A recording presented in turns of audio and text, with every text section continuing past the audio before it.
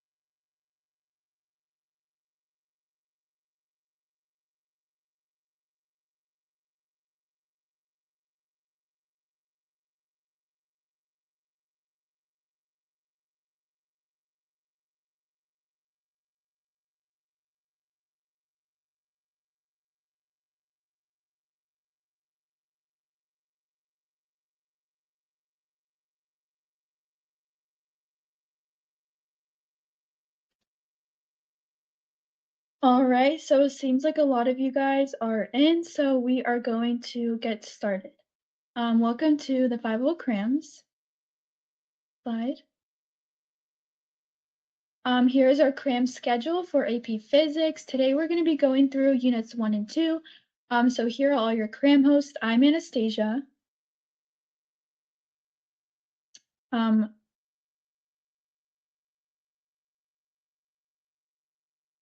Here we have our next Hello, I'm host. Juliana. I will be mostly managing the chat and the slides today, but I will also be teaching rotational motion and gravity and circular motion later on across our time together.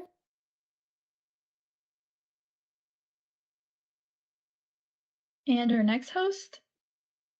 Everyone, my name is Shagun. I'll be teaching dynamics today, and I'll be joining you guys on nights 3, teaching momentum, and I'll be also helping out with rotational motion. I hope you guys get a lot out of this cram session. We hope we can cover a lot of the questions you guys had. Yeah, I'm so excited. And our next one. Hey guys, my name is Tammy. So I'll be back for dynamics, and I'll also be going over momentum and simple harmonic motion with you. Thank you for being here. And lastly. Hi everyone, my name is Zeke. Today I'm going to be going over projectile motion with you guys, and then I will be back tomorrow to focus on energy.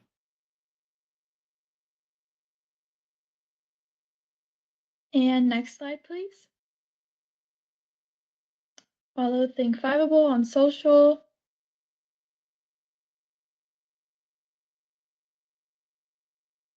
Today we're going to be going through nights 1 and 2. So we're going to be remember that kinematics is 12 to 18% of the AP test. Unit 2 dynamics is going to be 16 through 20. So this is a really big chunk of the AP test, so it's really important to practice and really listen today.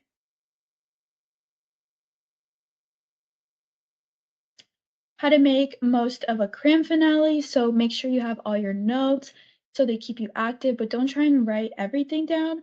Notes are, they're supposed to serve as reminders, mnemonics, questions, and study to-do lists. Cram Hub on 5-able has all of the slides that we're going to go through today, so you can always go back and replay and follow along. Group chat, you can ask questions, share any types of tips and tricks, and participate in the chat with all the questions that we're going to ask. And our Q&A tab is for asking questions. And so make sure to utilize all of these resources, and we will be taking breaks, and the replay will always be available after the event. Next slide, please. Community agreements. Always make sure to be supportive of each other. Do not be negative. Always be supportive. Be patient. We have 5 nights together. And always be kind. We're all people on here. We're all studying for the AP test and everyone is stressed. So we're all going to keep a happy mindset and be positive. Next slide, please. You can win $100 by sharing your Cram experience. So here's all the information. You can check back on this if you're interested. Next slide, please. So we're going to start off today with kinematics.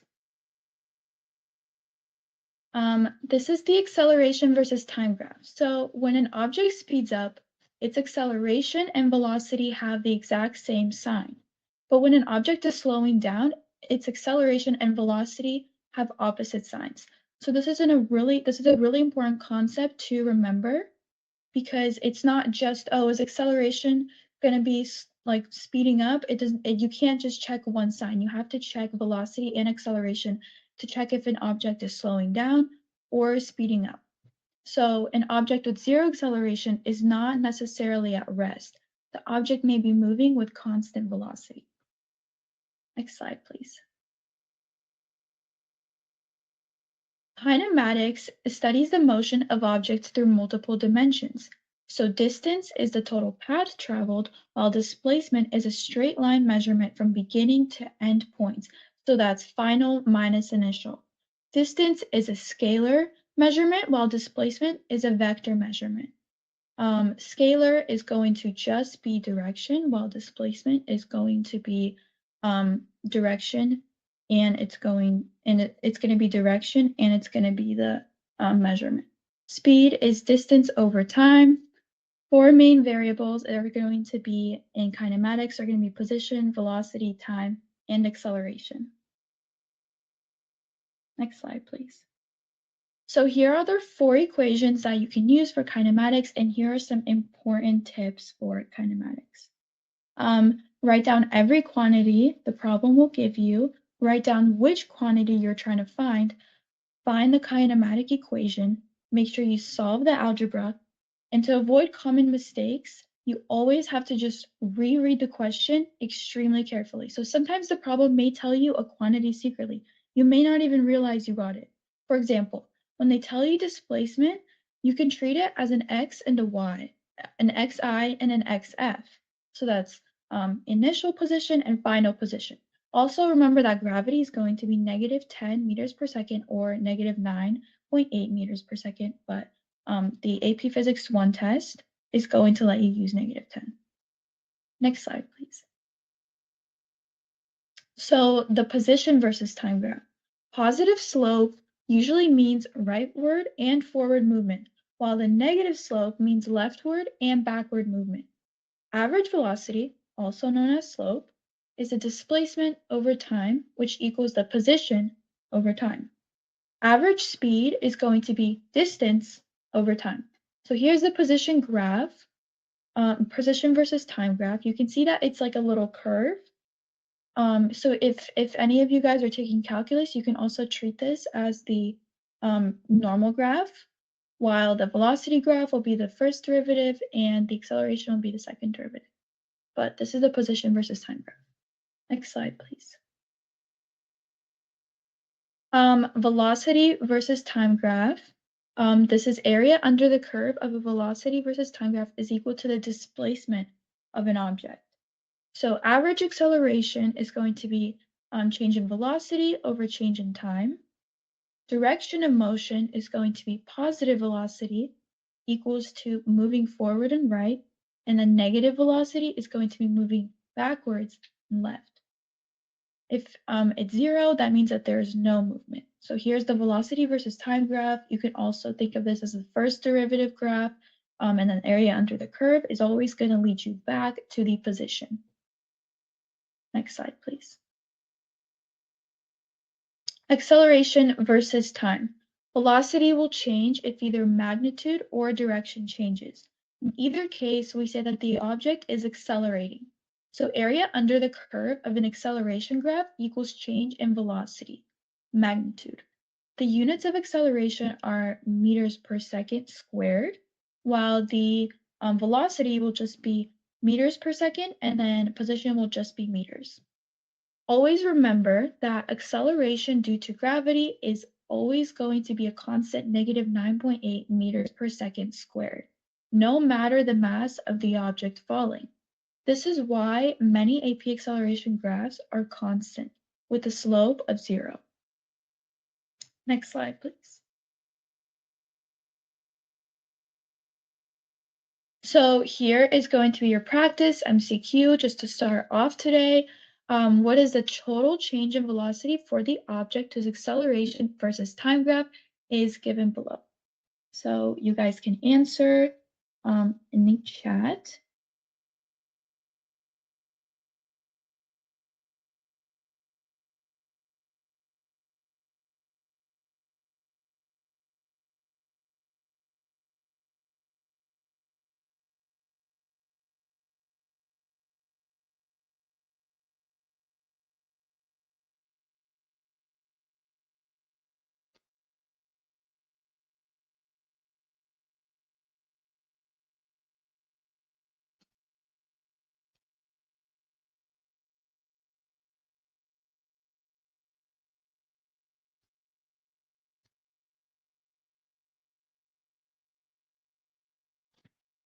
I'm seeing lots of A's and B's come in. Keep going.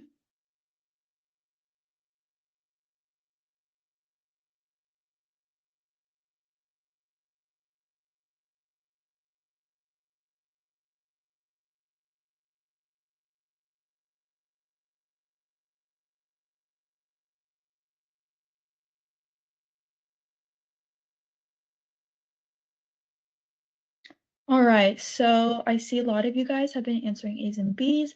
So now we're going to go over. So as we talked about before, to go from acceleration to velocity, it must be area under the curve.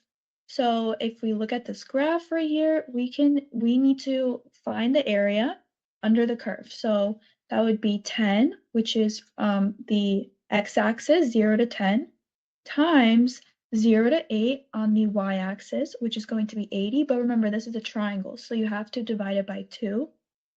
So that would be 40.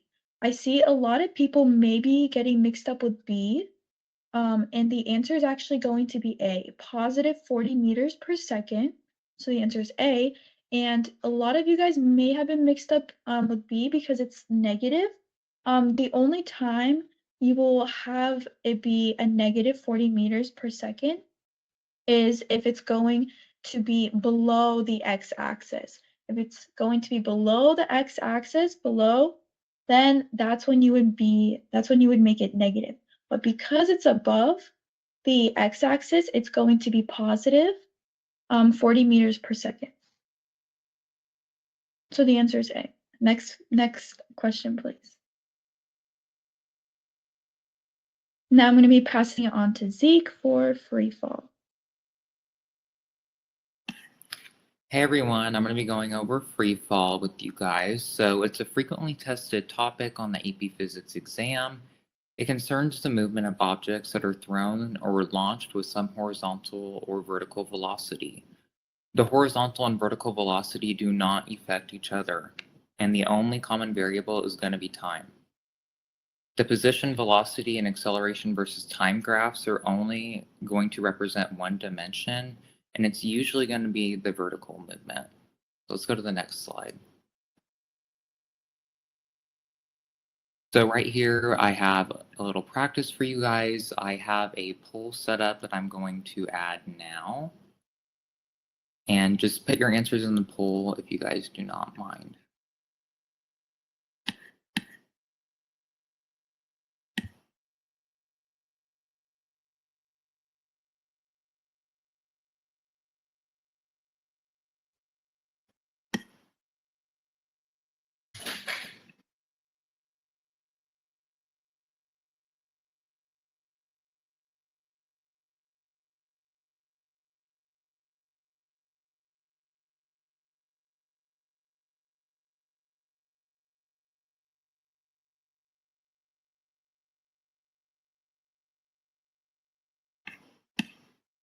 I see some answers coming in. I'm going to give you guys some more time to answer it.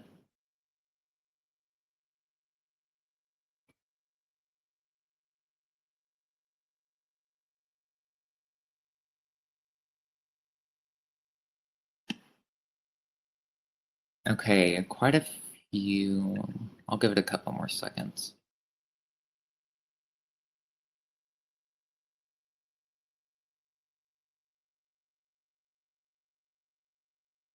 Okay, I'm going to go ahead and reveal the results. It looks like around 93% of you guys put B, and that is the correct answer.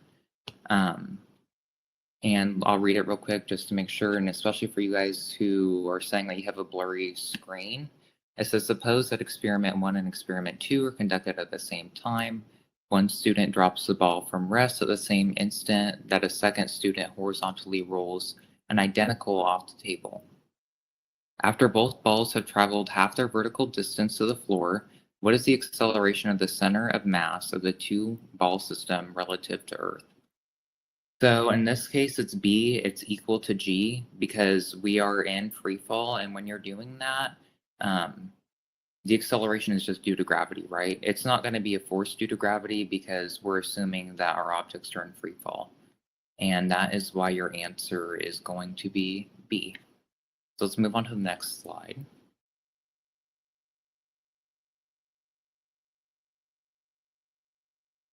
Okay, now we're going to move on to projectile motion. So projectile motion only occurs when there is one force applied at the beginning of the trajectory, after which the only interference is from gravity.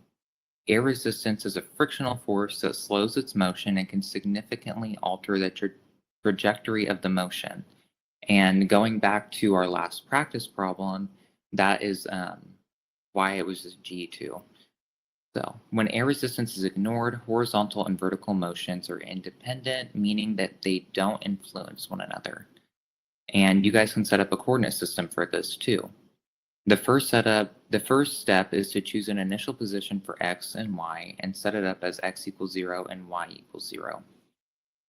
Another thing with that is you can also easily find your initial and final velocities because most of the time you're either going to be starting with 0 or ending with 0. Okay, let's move to the next slide.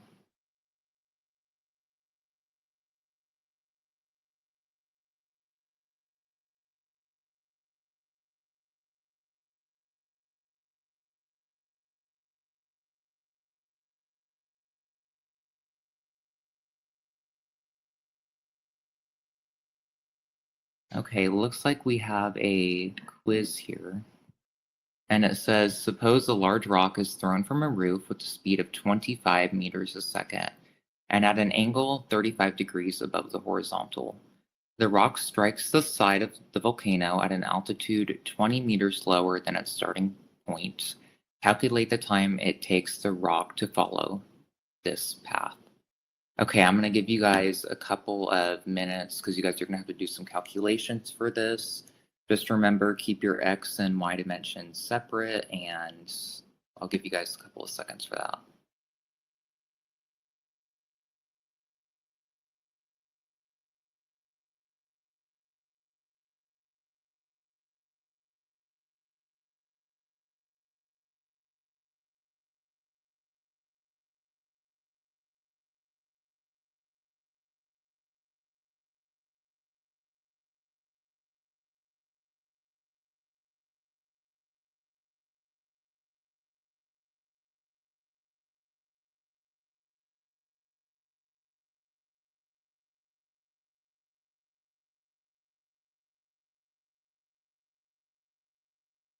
Yeah, Kathy, the volcano is going to be 20 meters below, so make sure to use your Y dimension.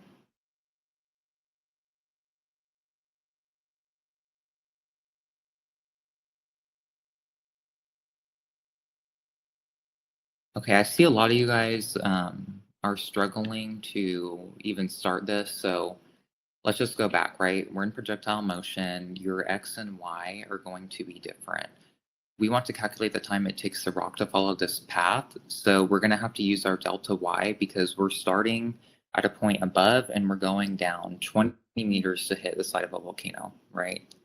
Your acceleration is going to be the acceleration due to gravity because we're in the Y dimension and that's what we're going to use.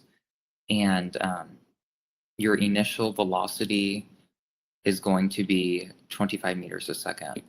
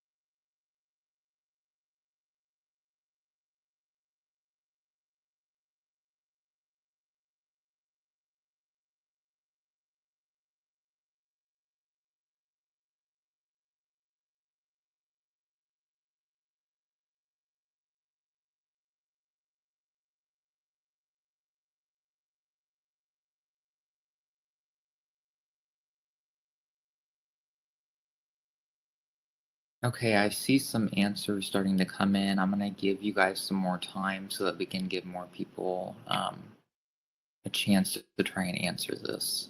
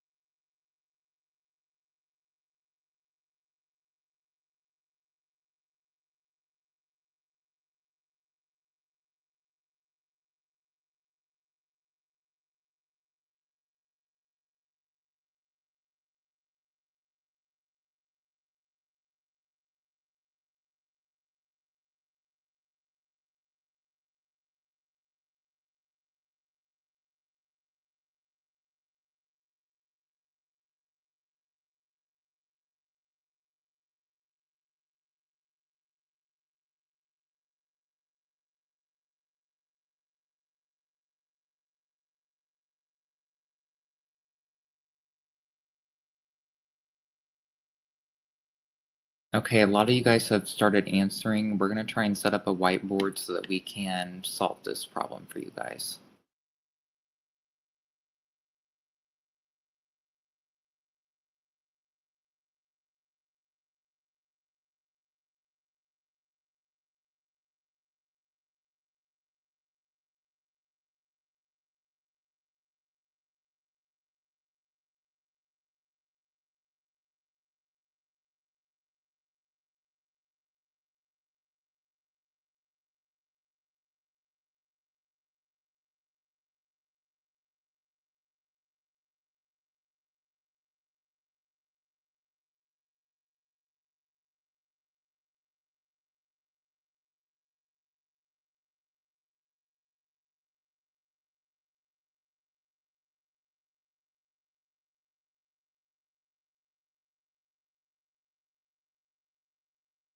For physics, always keep your calculator in degree mode.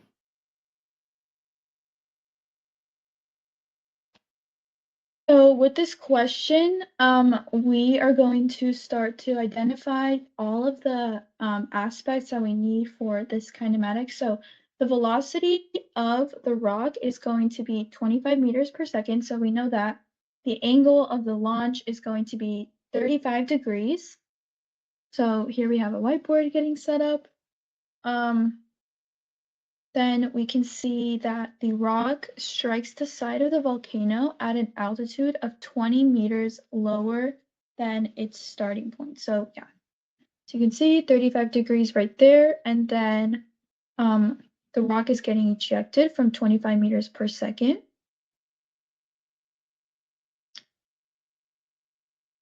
So we also know that the acceleration due to gravity is going to be negative 9.8 meters per second. So that's another thing that we know.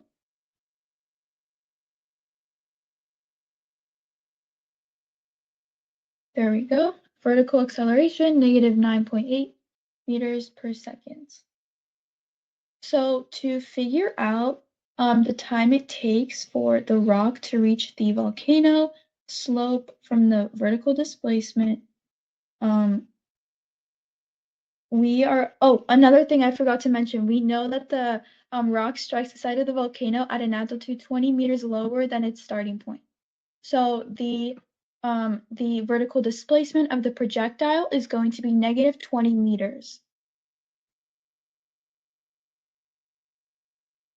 So now that we know all of these components, we have gathered all the information, we are going to start plugging it in and solving. So we are going to use one of the kinematic equations that matches the components that we need. So we don't need time in this. So we are going, oh wait, no, we do need the time in this one. So we're going to use displacement equals velocity time minus 1/2 t squared, or acceleration t squared.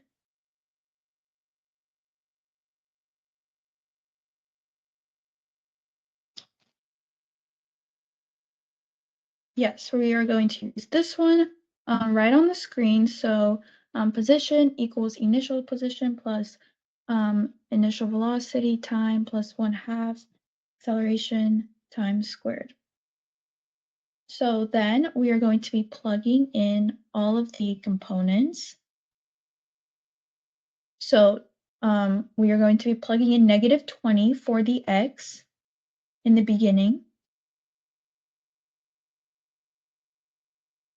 And then you are going to plug in 25 for the initial velocity.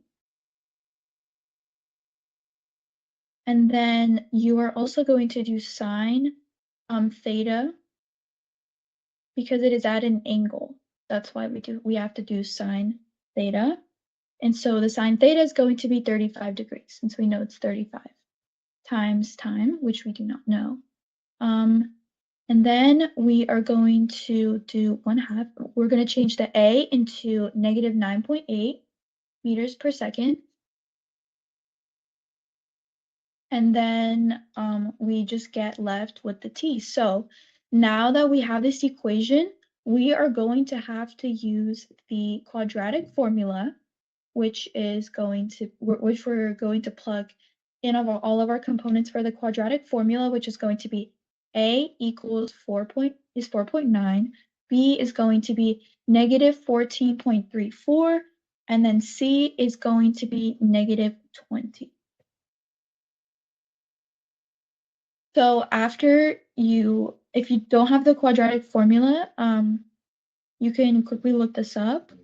It's just -b plus minus rad b squared minus 4abc over 2a. And so once you plug all of those into the quadratic formula, you are going to get the answer 3.96 seconds. So the answer is going to be 3.96 after you plug all those in from the quadratic formula.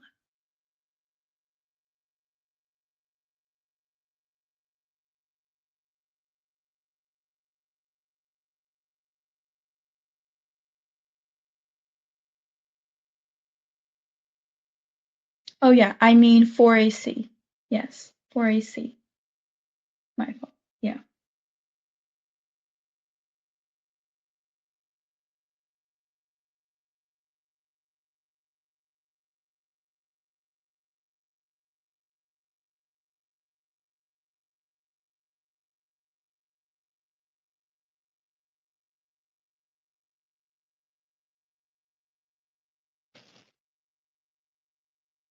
So as you can see on the screen, that's how you figure out that the vertical position, to find the vertical component, it has to be sine 35 degrees times 25 because of the triangle.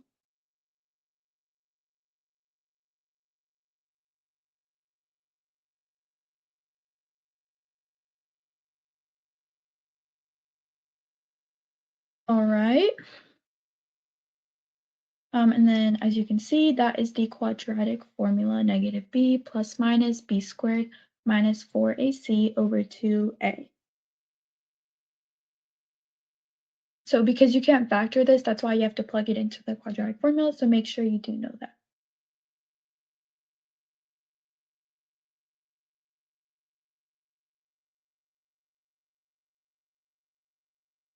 All right.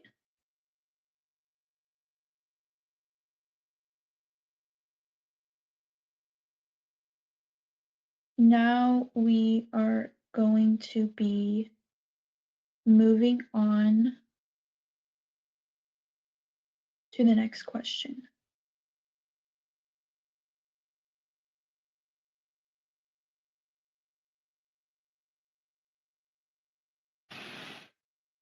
Thank you, Anastasia, for helping us solve that question. And I'm going to be wrapping up projectile motion with the graph. So right here we have what our vertical position would be, that when the object is thrown horizontally.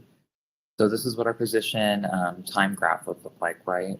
Our velocity, our slope is always negative and becomes increasingly steep, showing how the object is going to accelerate and fall faster because we have our acceleration due to gravity, right? So you see closer to the top where the stick figure on the boat is, we start off, and then as we go down, the slope gets steeper and steeper in the negative direction. Okay, let's go to the next slide.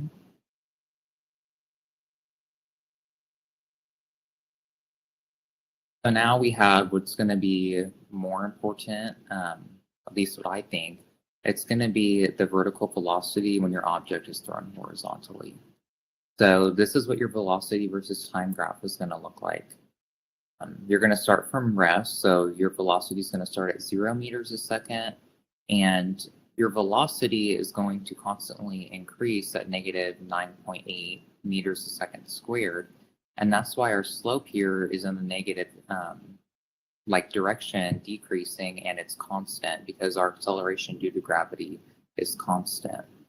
This is also important because it's going to show you your change in displacement, and AP Physics loves to put that all over the test.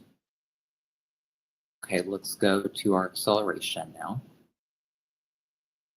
So this is what your vertical acceleration when your object is thrown horizontally is going to look like. So this is your acceleration versus time graph. You can use that to find your change in velocity. And this is another thing that's tested all over the AP Physics test, and not only in free fall or projectile motion, but when you're in your acceleration versus time graph, your acceleration is due to gravity, right? It's a constant, it's negative 9.8. So it's going to be below the x-axis on a straight line because it's not changing. And we can use that to find our change in velocity from our graph. Okay, let's move on to the next slide. And I'm going to pass it back to Anastasia to do this FRQ with you guys.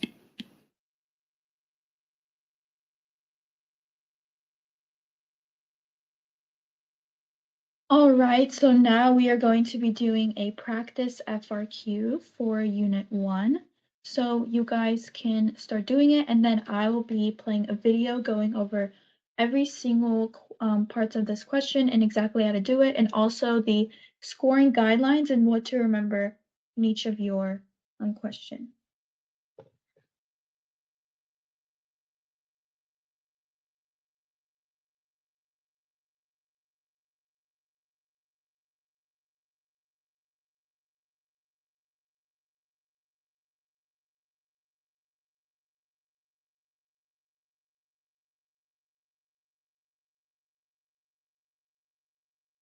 I will be giving you guys 15 minutes right now to work, or I'll be giving you guys 15 minutes or a little bit less to work on this question.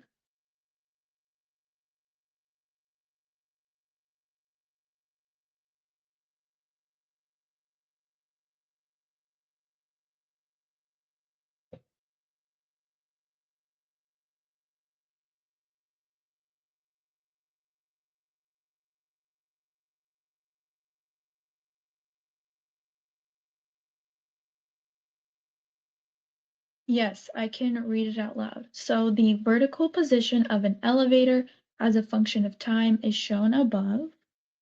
So you can see the graph that's shown above. If you can't see well enough, you can always open the slides on a separate tab and look on there too, if it's too small. So we have the vertical position and the time shown on this graph. And so it's asking you on the grid below, graph the velocity of the elevator as a function of time.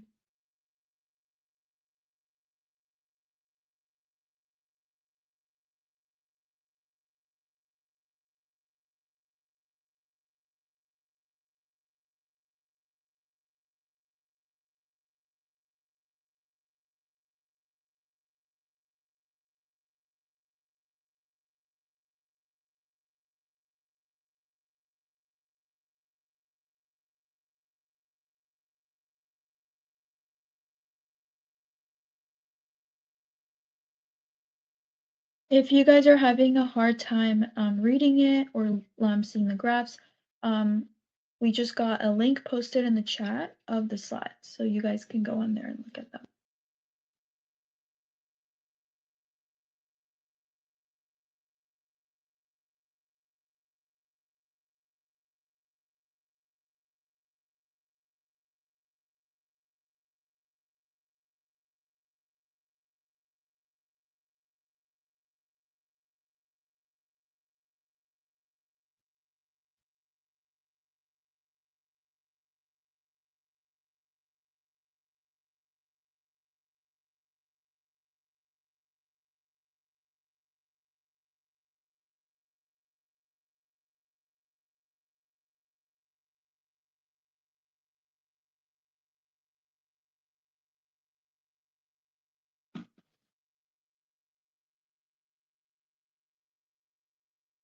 The unit for vertical position is going to be in meters.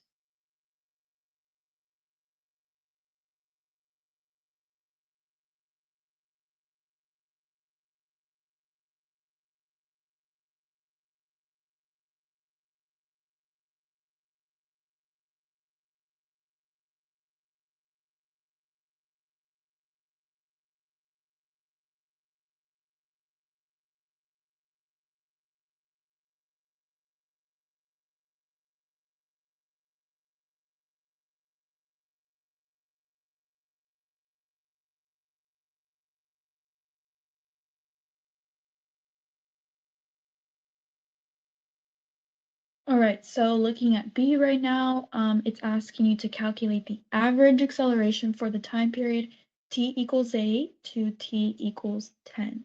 Remember, this is the average acceleration.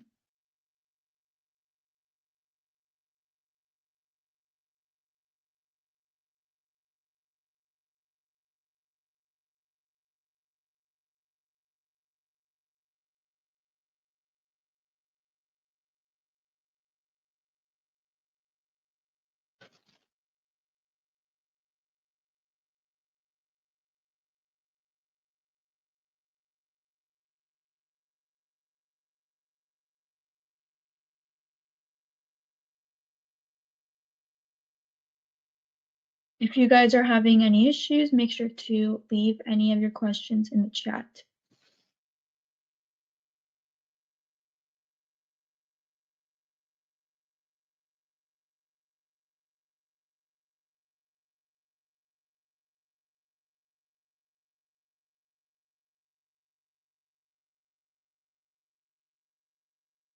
So someone said A equals 0.7.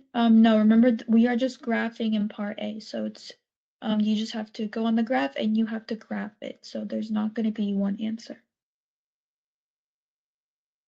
Yes, I am going to show you guys a complete solution to all the whole problem.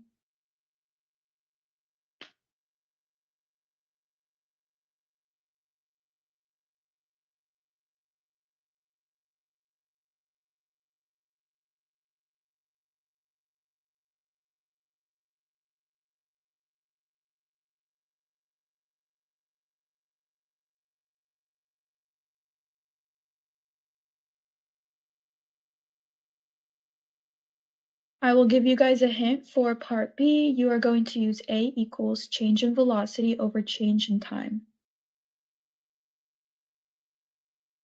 That's average acceleration, change in velocity over change in time.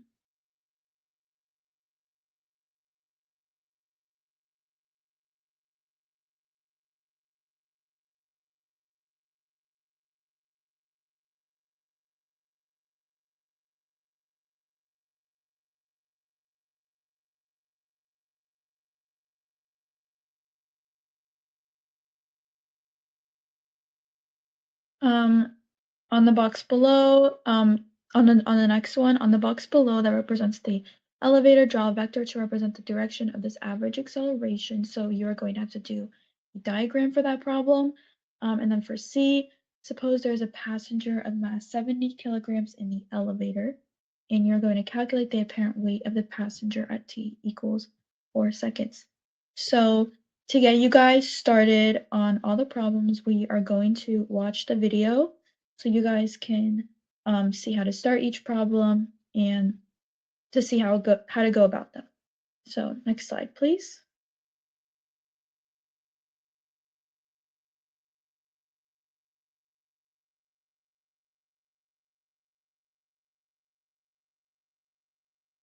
Hey guys, 5 here today with the AP Physics 1, and today we will be going through a practice FRQ in order to help you prepare for the AP Physics 1 exam. Starting with this question, we see that we have a graph that describes the vertical position and the time. So it states that the vertical position of an elevator as a function of time is shown above. A. On the grid below, graph the velocity of the elevator as a function of time. From 0 to 8 seconds, it is just going to be a straight line, just like that. And then we are going to write down V equals change in position over change in time. So we can see that the change in time at this point is going to be 0 to 8, so it's going to be 8 seconds. And the change in position is going from 0 to 12, so the top will be 12. So we know 12 divided by 8 is going to be 1.5 meters per second. So on our graph below, we will graph that this is going to be going from 0 to 8. We can see that it will be at 1.5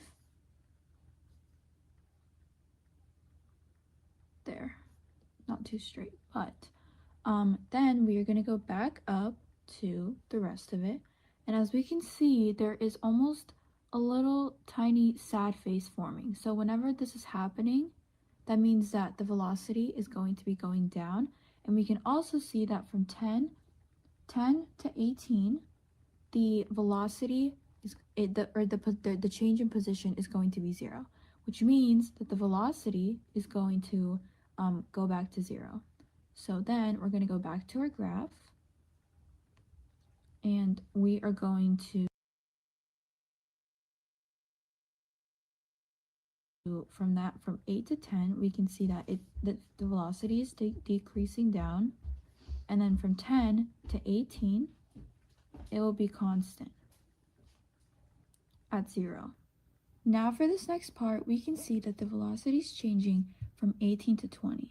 And we can also see that the line is going pretty straight from around 20 to something like 25. So this is a perfectly straight line from 20 to 25. And so now we are going to do this again, which is V equals change in position over change in time. So we can see that the change in position is going to be from 0 minus 12. And this is going to be final minus initial. And we said that the change in time is about 5 seconds. So negative 12 over 5 will be something closer to negative 2.5. So all of this means that from about 20 to 25, the velocity is going to be at negative 2.5. So now we are going to go back to our graph, and we can see that from the initial graph that they gave us, 18 to 20, we have to change the velocity to go from 0 to negative 2.5 in 2 seconds. So we are going to go from 18 to negative 2.5, which is right here, in 2 seconds.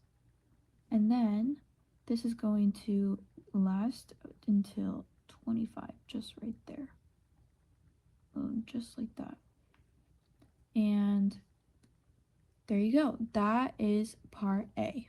So in this type of problem, you will typically see that you are going to get 1 point for drawing each line. So you're going to get 3 points. And then you're also going to get more points for drawing the correct acceleration lines. So that is part A. Now for part B, we are going to calculate the average acceleration for the time period t equals 8 to t equals 10. So for average acceleration, it's important to remember that average acceleration is going to be the change in velocity over change in time. So let's write that down. Change in velocity over change in time. So now we're going to go back to our graph, and we're going to see the initial value, the initial velocity, and the final velocity from 8 to 10 seconds.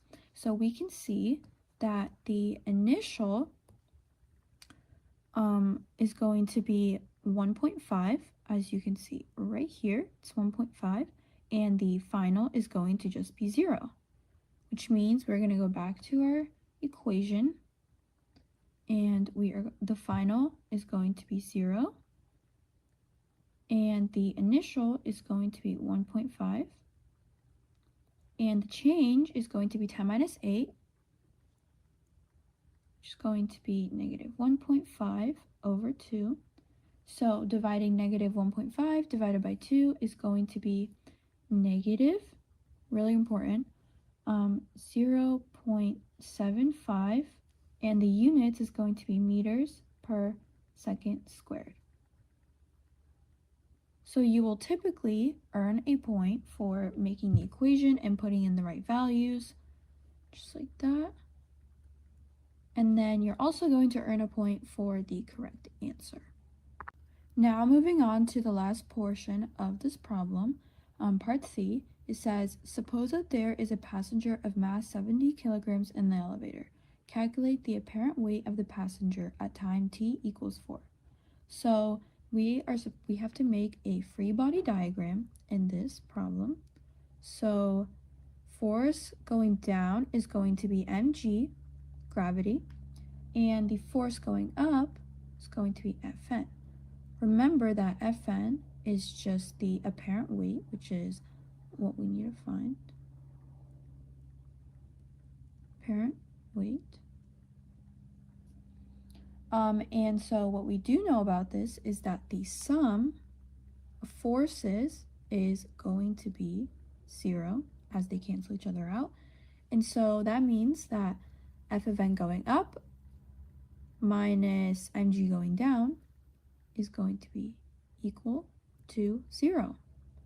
So with this, we can see that Fn equals to mg, if we just reorder it by using algebra. Now we need to figure out mg. So mg is just going to be 70, which is how you can see it from there. That is going to be equal to 70 times 10, which is gravity, which is equal to 700 newtons. So by using this, we can see that the Fn, which is the force, is equal to 700 newtons. And that is the end of the problem. Thank you so much for watching, and we hope that you will tune in for more videos.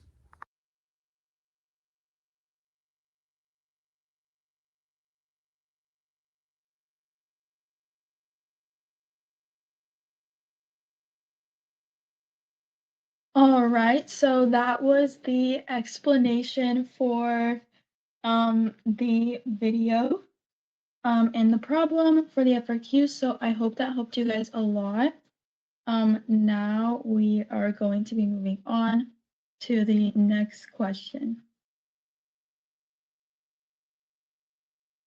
So the main takeaways is going to be displacement is a linear change in position. Velocity is going to be displacement divided by change in time. Area under velocity graph is going to be change in displacement. Acceleration is going to be velocity over change in time. Area under acceleration graph is going to be change in velocity. Acceleration is often, but not always, constant. Acceleration, when it's positive and velocity is positive, is going to be moving forward, right, and speeding up. When acceleration is going to be positive and velocity is going to be negative, it's going to be moving backwards, left, slowing down. When acceleration is going to be negative and velocity is going to be negative, it's going to be speeding up, but it's also going to be moving backwards and left. So we are going to be moving on to the next slide.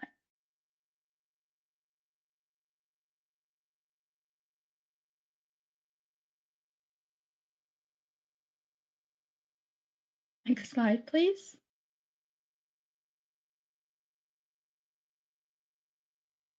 Unit 2, Dynamics. I'm going to be passing it on to the next person. All right. All right, everyone. I hope you guys are doing well. My name is Shagun, and I'm going to be going over the dynamics part. But before that, let's take like a 5-minute break so you guys can just like take in that kinematics equations, all that content, and then we'll get started with like the nitty-gritty of the dynamics.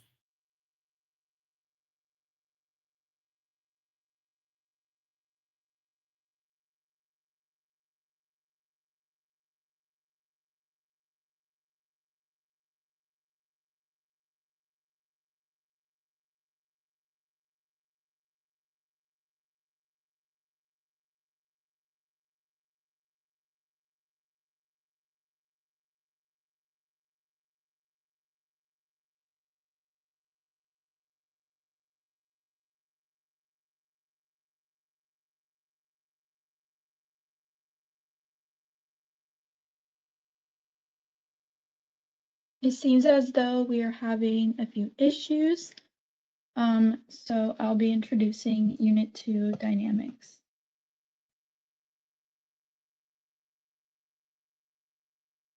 Next slide, please. Oh, we are actually taking a break. I'm so sorry.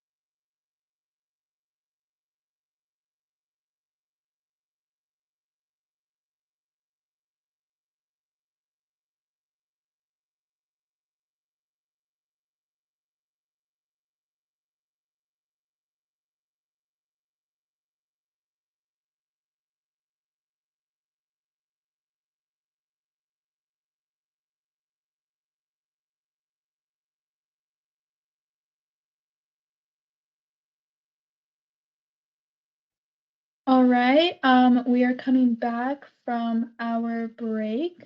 Right now we are going to be doing a Q&A with all of your guys' questions on what you guys don't understand and what you guys want us to review. So please put them in the chat. To start with real quick, I'm addressing using calculus. AP Physics 1 specifically says that it's algebra based, so you will not get points if you use calculus on the exam.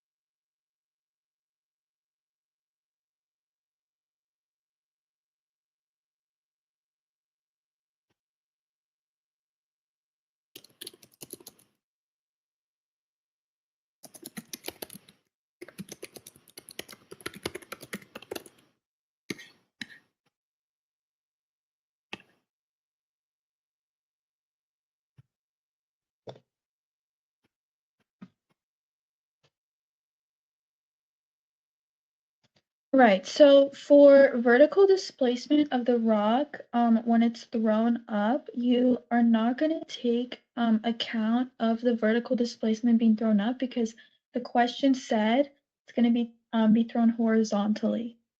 It's going to be throwing up horizontally above. So you are taking in account the vertical displacement, and so that's why we used sine 35 to find the vertical displacement with the triangle.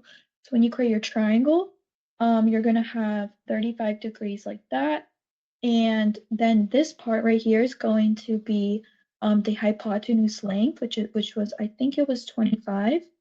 And it's also going to be sine with the sine 35. So you do take it into account.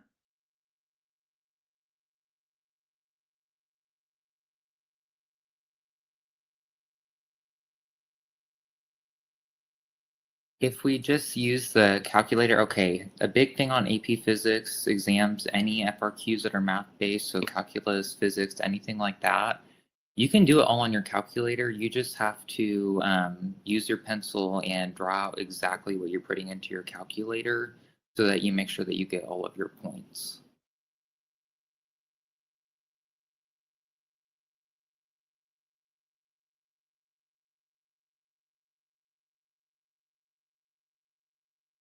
And is it possible to use the x velocity and y acceleration in the same equation?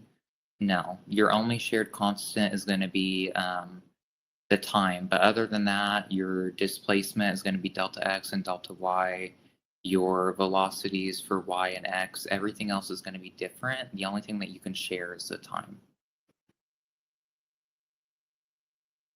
So I'm very confused on the rock and volcano question. Why did we use the quadratic formula? So we used the quadratic formula because it was not factorable when we put it into that equation. So when it's not factorable, we have to use the quadratic formula, like when it's more difficult digits like 14.9 and 20.4, any of those like decimal more difficult numbers, we are not able to just factor it by hand, so you have to plug it into the quadratic formula.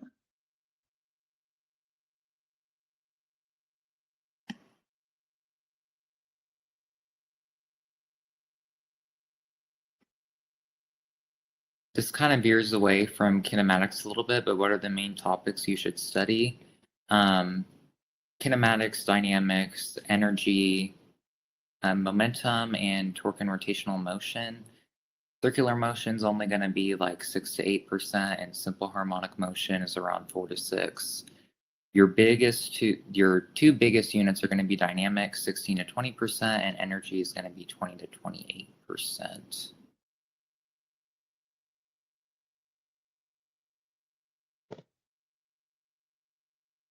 So was the rock and volcano question projectile motion? Yes, this is a projectile motion question, part of the kinematics unit.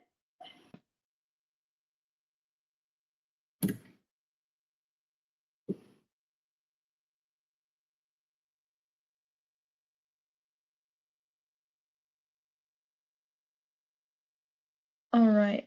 In the last part of the FRQ, won't the acceleration at t equals 4 affect the apparent weight?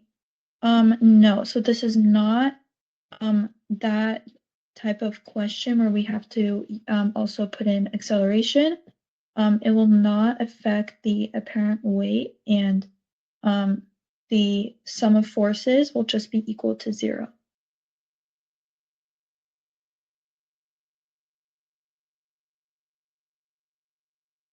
Okay, can you give another explanation of projectile motion questions or examples? We can, but we can also make sure to add that in our Night 5. Night 5 is going to be a wrap-up, and whenever we move on to Unit 2, I can see if I can find any things, and if we have time, I can add that in. But I think we also have a quiz prepared when we're done with this Q&A that should have a projectile motion question in it.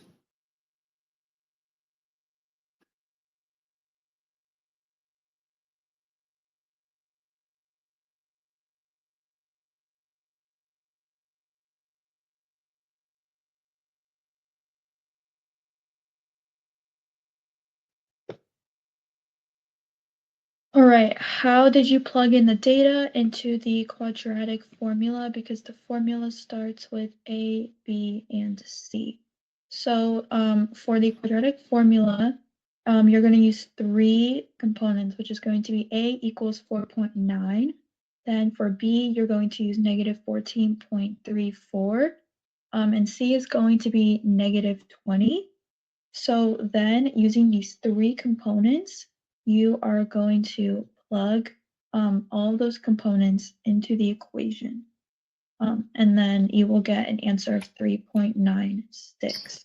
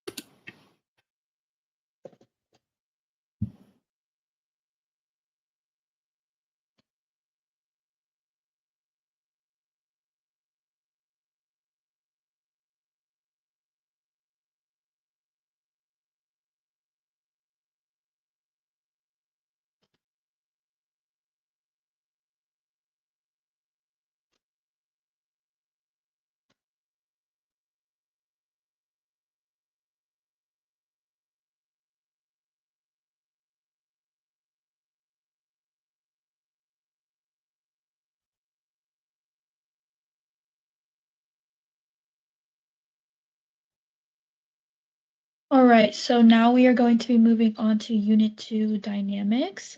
We're going to be answering a lot more questions later on, but right now we do not. We have to move on to Dynamics. So I'm going to be passing it over to the next speaker.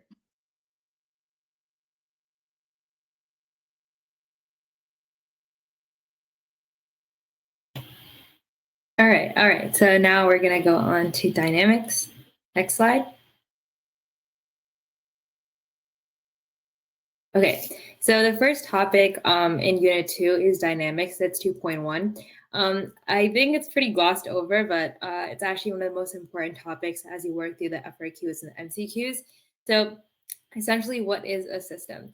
The system is any object or a collection of objects. So you're going to see that in the MCQs, they might say that, oh, like what's considered like the block, spring, earth system, or just the block and spring system. So you really have to pay close attention to what the question is specifying as a system, and then you have to work around that.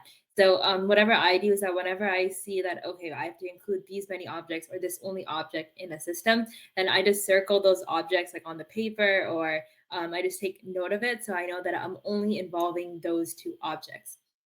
So as we go into Newton's laws of motion, this the idea of using a system is an approach that you can use to find the acceleration, the force, even like the total mass using Newton's law Newton's second law.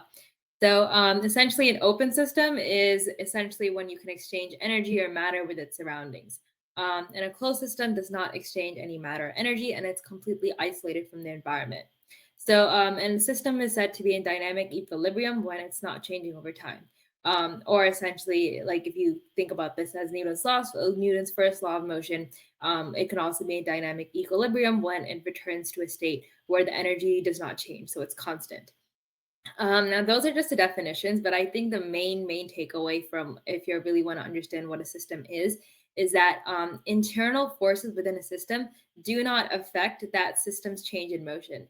So, for example, if you have these two objects and they have the internal forces could be like tension, the action reaction forces between those two objects. Those are all internal forces that do not count towards that system's overall motion. However, if you do have an external force, like another applied force acting upon the object, or it could be like another string that's pulled, or it's added onto, or it collides with another object. Those are external forces which do cause a change in motion of the system. So it's really ideal that if you're able to recognize all the objects in a system, it's actually preferred that maybe if you can club all these objects together, for example, in those pulley problems, which we'll get to, then you can get rid of all those internal forces that are unknown and you might have to solve for those, and only focus on those two external forces. So for example, when you're asked to find the acceleration of a total system, you can ignore all those internal forces and only focus on the two forces that you really need to find.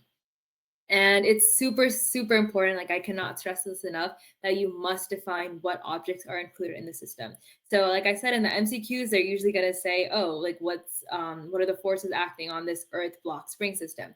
However, in the FRQs, usually it's actually open to you. So you can decide what objects you're including in the system, what objects you're not including in the system, but you have to stay consistent. If you're starting with not including Earth in your system, you can't just automatically in one random equation add in, act in the factor of gravity and just pretend it's an internal force, because Earth was originally not in your system. So you have to define all your objects and make sure that you're staying consistent with them, because then that's the only way you get the right answer for whether it's an MCQ, FRQ, or etc. All right, next slide, please.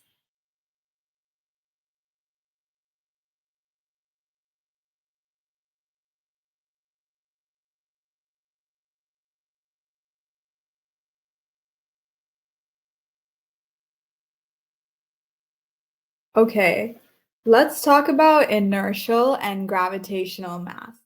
So inertia is the property of matter that makes it resistant to changes in motion. So in other words, an object in rest will stay in rest, and an object in motion will stay in motion unless acted on by an external force. So this can be expressed in this equation F equals ma. So if I do a little bit of algebra and I single out acceleration, I'll get the formula A is equal to force over mass. And if I keep the force constant, notice how when I increase the mass, the acceleration has to decrease. So what I'm trying to get with this point is the more mass an object has, the less it accelerates for a given force. What about gravitational mass? So gravitational mass is measured by the strength of gravity between two objects. So the greater the amount of matter an object has, the greater its gravitational mass and the greater its gravitational attraction to other objects. So let's talk about some similarities between the two. They both represent amount of matter, like we talked about. Both are conserved in a closed system, which means that, even though they're like interacting with each other, they're, exchanging energy, they both like stay the same. The total is always the same. The SI units you'll be using for both of these is in kilograms. And in equations, the value of these types of masses are always equal. I think it's called the equivalence principle. So yeah, so just keep that in mind. Inertial mass is always equal to the gravitational mass. Let's move on to the next slide.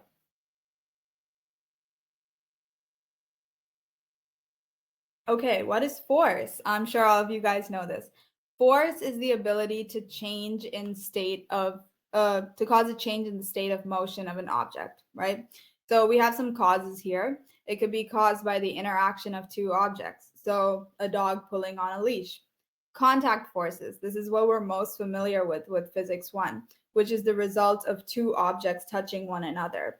So some of our contact forces you can see on the right of your screen.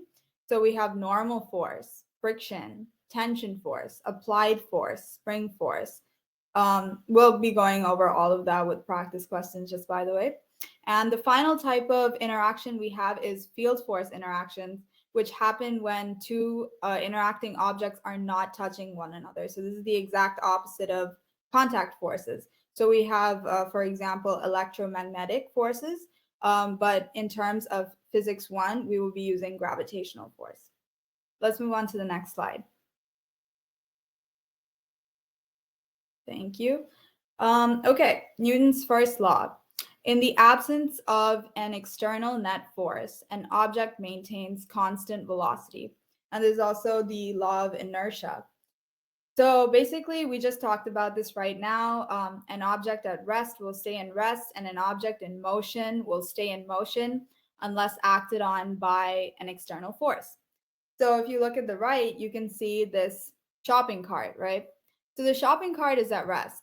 But as soon as the lady pushes it, right, she is applying an external force onto that cart, making it move. So yeah, the cart is at rest before which is the external force, is applied to the cart, and then it starts moving.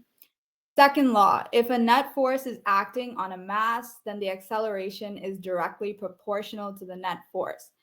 So we have our equation. This is like everybody's favorite equation, I think. Net force equals ma. So let's look at this picture on the right of this red car crashing into this yellow one. So let's say the red car weighs like 1,000 kilograms. And the force it feels because of crashing into that yellow car, let's say it's 10,000 newtons. So if we do some algebra with this formula, we'll see that the acceleration the car experiences is 10 meters per second squared. So that basically means that every second the velocity is changing by 10 meters per second. And that's not great for the car. So that's an example of Newton's second law. And finally, the third law. For every action force, there's an equal but opposite reaction force. So we have this really popular AP Physics example of two skaters. They push against each other and they move in opposite directions, but the magnitude of the force is the same. So while the direction is different, the magnitude is the same. Hope that made sense. So let's move on to the next slide.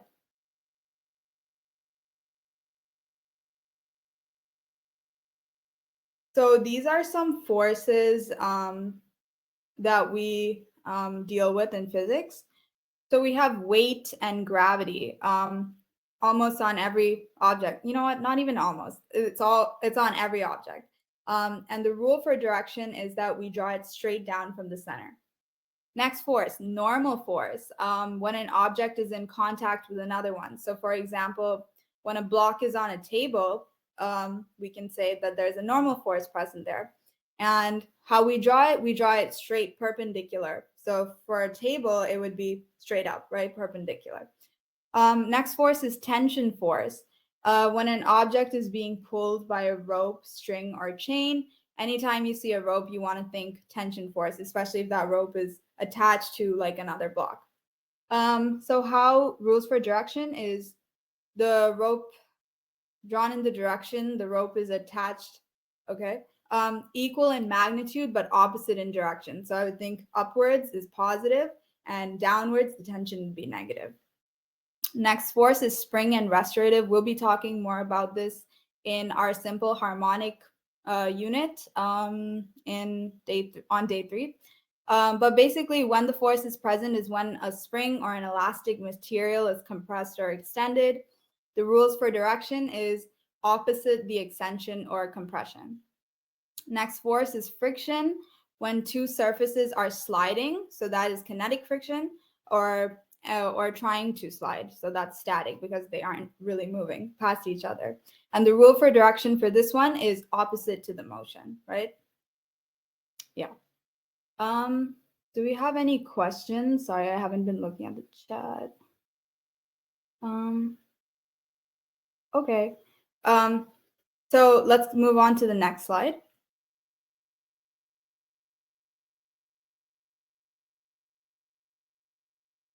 Free body diagrams. So I'm sure you guys know all about free body diagrams, but just a little review is free body diagrams on a system is on a system's center of mass, shows all the forces acting on an object that is isolated from the environment. Remember, for physics, we usually deal with closed systems because, you know, open systems are much more complicated. Next thing is gravitational force for the same object on Earth is always equal in magnitude. That makes sense. Same object, same gravitational pull, and same weight. Next one is resort to f of x equals 0 and f of y equals 0 to solve unknowns. And I think Shagun is going to be elaborating more on this next slide, but always divide into components when solving a problem. That really helps. Okay, passing it back to Shagun for a while. All right, I hope you guys, thank you, Tammy, for that. So next slide, please.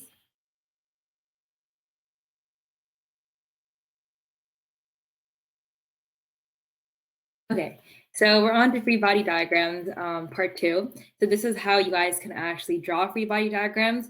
And I'm going to pretend I really love this topic because I'm actually studying for the AP Physics C exam. So I completely get with you guys on how annoying physics can be. And I was actually just doing like a problem for Physics C that took me 30 minutes to solve. And it was for free body diagrams. So let's get to it. So when you draw a free body diagram, the number one thing that you want to do is you have to break your forces into components. So, and that is only, you can't do that just, you can only do that and like, that's like a mental picture you want to think, but when you're actually drawing your free body exam, then for the exam, then you do not want to actually show those components, especially if there's an angle, but we'll get to that. So the number one thing that you really want to look whenever you're drawing a free body diagram is completely isolate that object from its environment. So, for example, you're focusing on a block that's mass 1, and then mass 2 has like 5 forces acting upon it. We don't care. That's not what you're thinking about. You're only drawing the free body diagram for mass 1. So you want to completely isolate that object from its surroundings and really just hone in on those forces that are acting or making any kind of impact on the motion or movement of that object. So in that, I'll get into angles and how to think about sine and cosine and all that weird trick stuff later. But in the actual AP Physics 1 exam, you do not want to component any of your forces. So and that y component, I mean that if you have an angle, you don't want to draw like that, the y portion of the angle and the x portion of the angle. No, they're going to give you points off. It's happened before. So you just want to draw that specific force with the angle proportion, even though it looks weird. So only when you start solving, then what I usually do is that I like to draw my free body diagram with the components on the side, and then I solve my actual problem using that. So like I said, like Tammy said, you want to sum the forces in the x and the y when you're solving these, when you're trying to understand these free body diagrams. So what that means is that you really just want to look all the forces that are contributing to motion in the x direction, all the forces that are contributing to the motion in the y direction.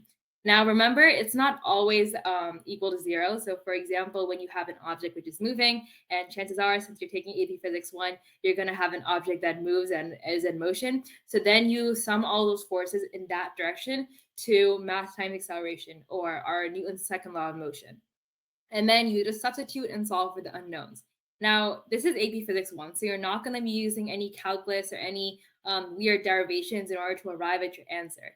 So you always, you have 2 equations, which is your x and your y components. So that means you should have at the most 2 unknown variables that you are solving with maximum. So if you're drawing your free body diagram and you find out that, oh, I have like 3 or 4 unknown variables and I only have 2 equations, chances are you're either doing something wrong, you maybe add an extra force, or 2, you didn't really you could substitute that that variable or that unknown force for a variable that's already in your equations. So you're going to see this a lot with friction. You might have three forces acting and you might have friction there. But remember, friction, as we're going to discuss, can be reduced to another formula, which you kind of substitute in there, and then you have one less unknown to solve for. So remember, 2 equations, 2 unknowns. That's all you're going to need to solve for in the AP Physics 1 exam. All right, next slide, please.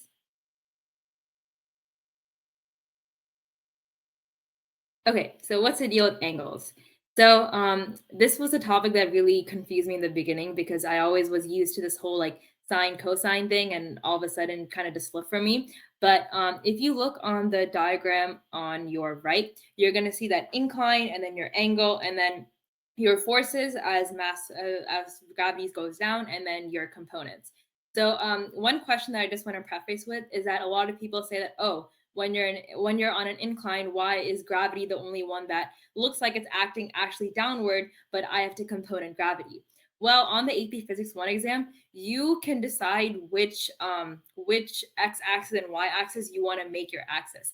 However, since we're on an incline, reminder that your normal force, any applied force or any friction forces will always be parallel to the surface of the incline.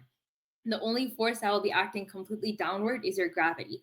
So if we did choose to keep our x and y like what we're usually known for, and then our gravity would be downwards, but then all your other 3 forces, for example, the 3 forces we have over here, you're going to have to component them. So the real answer for that is that it's much easier for you to just make gravity go downwards and component that rather than have component all your other 3 forces. So that's just an explanation for that. But then essentially when you're looking at this diagram over here, you're always going to just read carefully, but usually on the AP Physics 1 exam, they're going to say your angle is going to be from the horizontal, and that's for your incline. So from this incline, it's, for example, let's say 30 degrees from the horizontal. However, that doesn't mean that your x and y components for your gravity will be, oh, x is always cosine and y is always sine. That's actually the opposite for this. So if you can see in this diagram over here on your left, you can see that if we form this kind of right triangle, on the top, theta 3 is actually the complement of theta 1. So therefore, if you create another right triangle right next to theta 3, that gives us theta 3 and theta 2, which are the complements of each other. Now, the 2 complements of an angle are equal, so therefore theta 1 is equal to theta 2. Now, if you zero in on theta 2 and you look, and now you think about the adjacent side and the opposite side, then you can see that the x direction, or the horizontal component that's parallel to the surface of the incline, is actually mg times sine theta. So our x in that direction is always sine. And then the vertical direction of your mass and gravity is cosine. So just remember that for incline, it's kind of like a switcheroo. So your y is the cosine, your x is the sine. But instead of remembering that, just whatever you do, sometimes they could say, oh, it's like, it's not the angle from the horizontal, it's for angle from the vertical. So instead of just memorizing those sine and cosine facts, you just remember you can always create those right triangles and determine, okay, is my component in the vertical direction a sine or cosine? And I'm going to use trig to find that about. All right, next slide, please. Okay.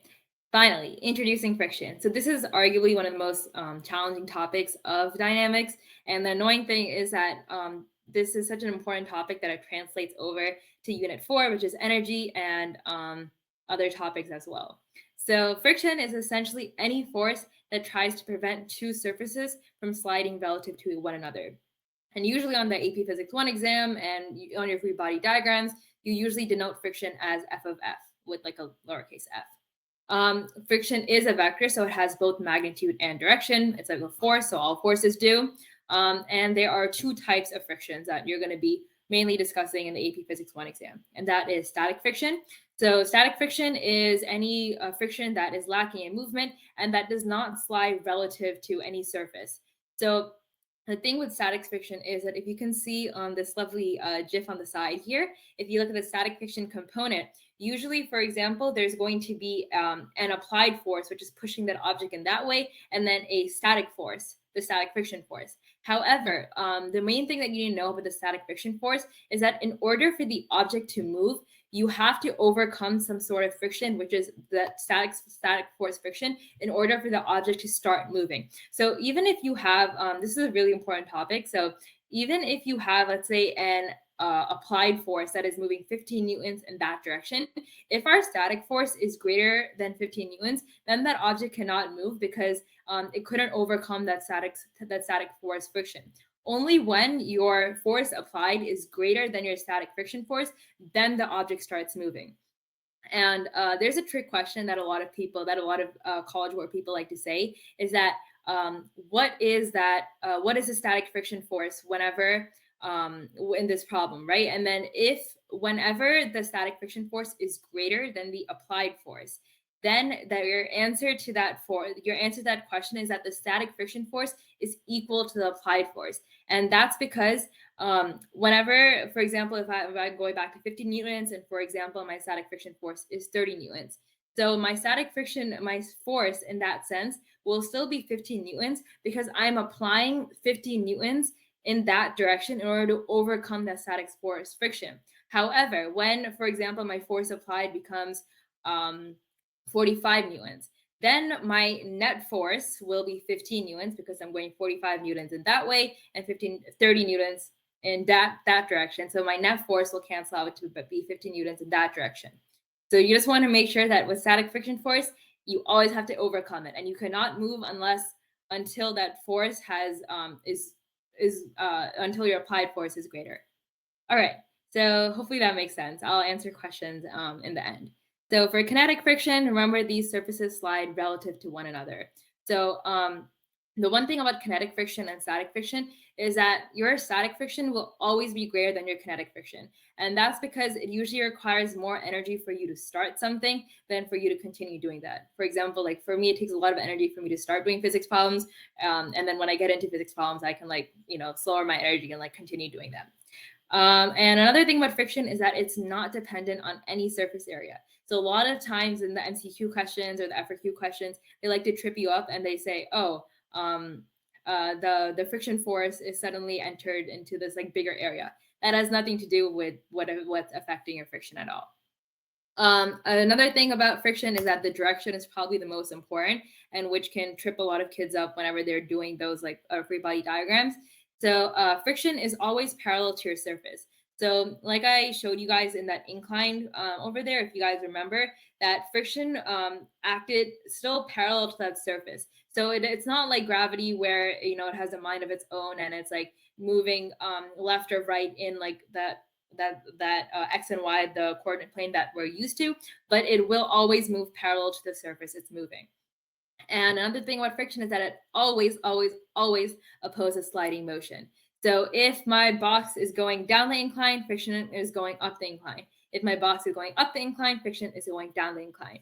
Remember, there's a lot of trick questions that are on the AP College Board exam. And the number one thing you just want to remember is that whatever free body diagram you're doing, think about the direction of motion. And sometimes the direction of motion can be in the form of an applied force, which is going that way. Then it's usually easy to determine that, the friction is going the opposite way. However, if your question just says, the object is moving that way because the velocity is going downwards. So that means even though the velocity is not a force, so it's not in your free body diagram, you know that in your free body diagram, you're going to put your friction force going upwards.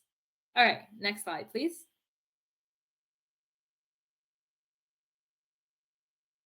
Okay, so the force of friction is equal to mu. That's mu is your coefficient of friction. So this is like a unitless number. I don't know why it's there, but it's there. But that is basically telling us how strong our force of friction is, and that's multiplied times the normal force.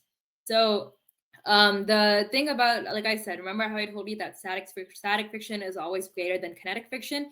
So our coefficient of friction for static friction will always be greater than our coefficient of friction for kinetic friction. And this is a really good kind of backward hint that you want to keep remembering, because a lot of times in your FRQ questions, they give you all these values, and they're going to ask you, okay, calculate the coefficient of friction for static friction, and then when the object starts moving, calculate the coefficient of friction for kinetic friction. And then you always want to make sure, as a check, whatever your values come out to, that doesn't matter. Just make sure that your static friction coefficient of friction is greater than your kinetic one, and then you probably are on the right path somewhere. And usually the coefficient of friction is between 0 to 2. I frankly have not seen it go above 1. It's usually between like 0.1, 0.2, 0.7. It's usually in that range. All right, so I guess I put these notes here, but like I mentioned before, if there is an applied force for the object, the static friction force will always have to be greater than your applied force that's going in the opposite direction in order for your object to start moving. And remember, bullet point 2, remember this in your head whenever you're getting this trick question. If the static friction force is less than the applied force, your static friction force is equal to the force applied. Now remember, because if I'm moving 50 newtons, and if my applied force is 50 newtons, but my static friction force is 30 newtons, or I have to overcome 30 newtons, then my friction force, my static friction force for that specific situation is still 50 newtons, because I'm applying 50 newtons of force in order to overcome that force. But the entire static friction force is still 30 newtons that I have to overcome.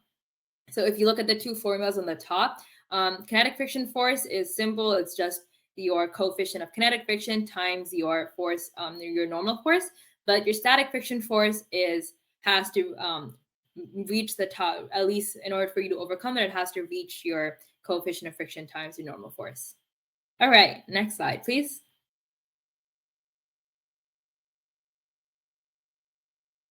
Okay, so here are just a few examples of free body diagrams that involve friction. So if you look at the top left of your screen right now, you can see that I'm on an incline. So in this incline, I can infer already that, okay, it tells us. So I didn't see that, but you can see that in that blue arrow, it says our velocity is constant and it's moving that way. Now, this is an example that there's no applied force here. So we just know that, okay, that my box is moving down the hill, so friction will be moving up the hill. And again, we have our normal force parallel to our surface and our weight going downwards. If you go to the next on your top right, you're going to see here as we have we have two blocks here. This is a really common question. So we have block A and block B. So block A, again, this is another, when you're drawing these free body diagrams, always isolate. So here we're just isolating object block A from all its surroundings. So we don't care what block B is doing. We're just caring about block A. So block A here, we can see that it's being pulled that way. So it's being pulled up the ramp. So therefore that again, it's connected to a string. So whenever it's connected to a string, as Tammy said, there's a tension force. It's not an applied force, it's tension. So tension's going that way. So here, since we're A and blocks A and B are between two boxes, that means that the friction force will be the friction force will be the friction that rubs against block A and block B. So again, it opposes motion, so it goes opposite. And again, we know from this example here that it is accelerating up. So we will have to show that the tension force is greater in magnitude than that force of friction. And then you have your normal force and then your weight of A going down. Now, this is really tricky, but if you look down at, now we're talking about block B. So you have your normal force and you have the weight of block B. And then you have and then again, this is action reaction pairs. A lot of people forget this. I actually forgot this too. But as you can see, if you go back to your free body diagram for block A, you can see that there's a normal force the force of block B that pushes on block A. So if we're following Newton's laws of third motion, there has to be a force on block B that A pushes on B. And that's where there's this downward force of the normal force of A pushing on B comes. And this is only when two blocks are pushing against each other. And then you also have your weight of block B that moves down. And then there is an applied force of B that is getting pushed that way. Now, the tricky thing here is that I just said that friction always opposes motion. So I know that block B is going that way, but why is my friction force also going that way? And that's only because if you look at the top block, you can see that this friction force is an action reaction pair. So we know that from our top block, since A is the one that's connected to the string, A is moving. A has to move up because A is moving by that rope. B is just right below A. So B doesn't have any specific force that's pulling it to that, but unlike A. So A's friction force has to move in that direction. Now, since this is the friction force that B puts on A, so therefore, if I'm following those action reaction pairs, that friction force, even though it's going in the opposite direction, has to follow that action reaction pair and go in that direction of motion. And this is the only case you'll see in the AP Physics 1 exam. Chances are you might not even see it when that friction follows that direction of motion.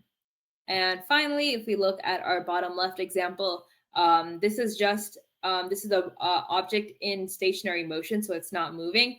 So all our objects in our E are in equilibrium. So our normal force is going up, our gravity is going down, and then our applied force is equal to our friction force. All right, that was a mouthful. I'll answer a few questions as we go through, but I do want to get to our FRQ, so I'll hold it off till the end. All right, next slide, please. All right, that's time for practice. All right, next slide. All right, so we have this practice multiple choice question here. Tammy will be going over your answer, but let's say we give like 1 to 2 minutes for this question. All right. Yeah, I'll just read the question before we start.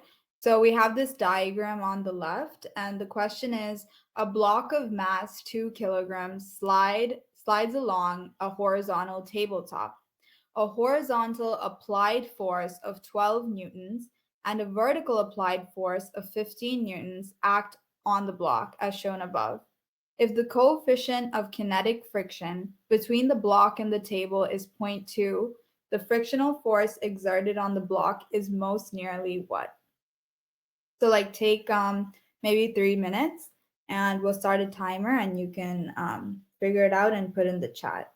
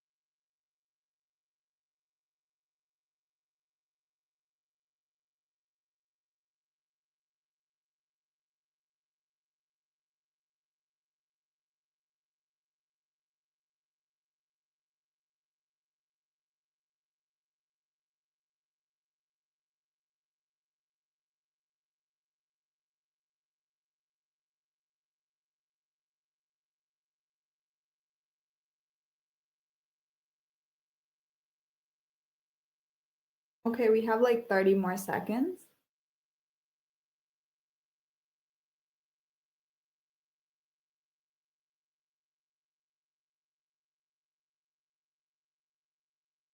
Oh yes, please vote in the poll.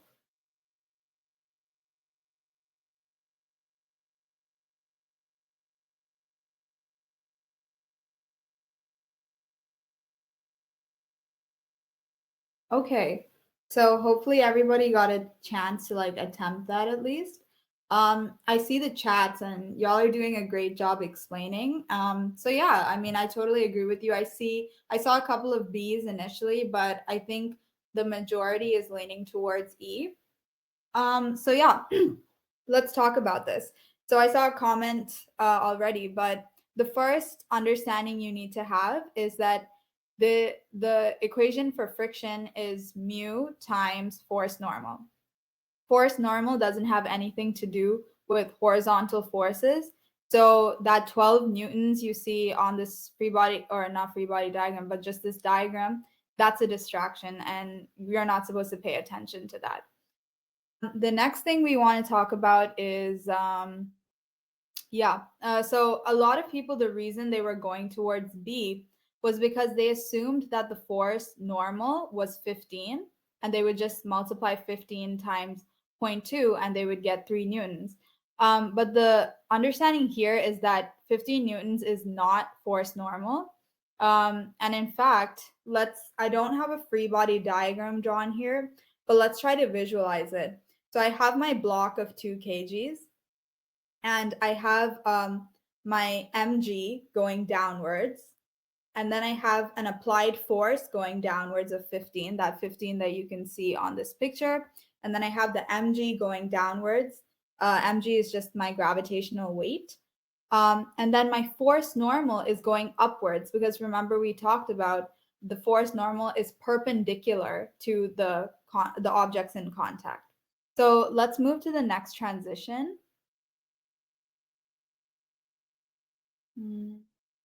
Yeah. So I saw people talking about this. So what we need to consider is the net forces in the y direction. And the net forces in the y direction are force normal, gravitational force, and then this applied force of 15 newtons. Let me check the chat real quick. Okay. Yeah, seems like everybody's understanding, but I'll continue. So the reason why a gravitational force and the applied force has a negative sign is because both are going downwards. In physics, like, of course, you can assume what side is negative and what side is positive, but I would say just realize that downward is negative, left is negative, up is positive, and right is positive. So anyways, according to that thinking, the gravitational force will be negative. The applied force is going down in the negative direction. But remember, the force normal is up. It's perpendicular. So the force normal is positive. F is equal to ma is equal to 0 since this is moving at a constant velocity, I believe. So it's 0. And we kind of we isolate force normal and we add, can we move to the next transition, please? Yeah. So we get our gravitational force by multiplying the mass times gravity. And that is 20 kg negative. And basically what we do is once we isolate force normal, we get force normal is equal to force of gravity plus 15. And we get our total normal force to be 15 plus 20, which is 35 newtons, not kgs. And then let's move to the next transition. And once we do that, all we have to do is plug and chug into our frictional force equation. And that's 0.2 times 35, which gives us 7 newtons. Did that make sense to everybody?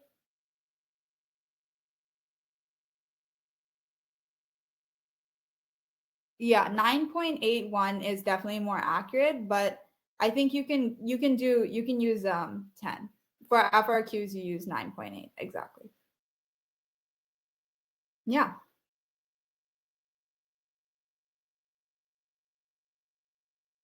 Okay. Made sense with me. Example for kinetic friction.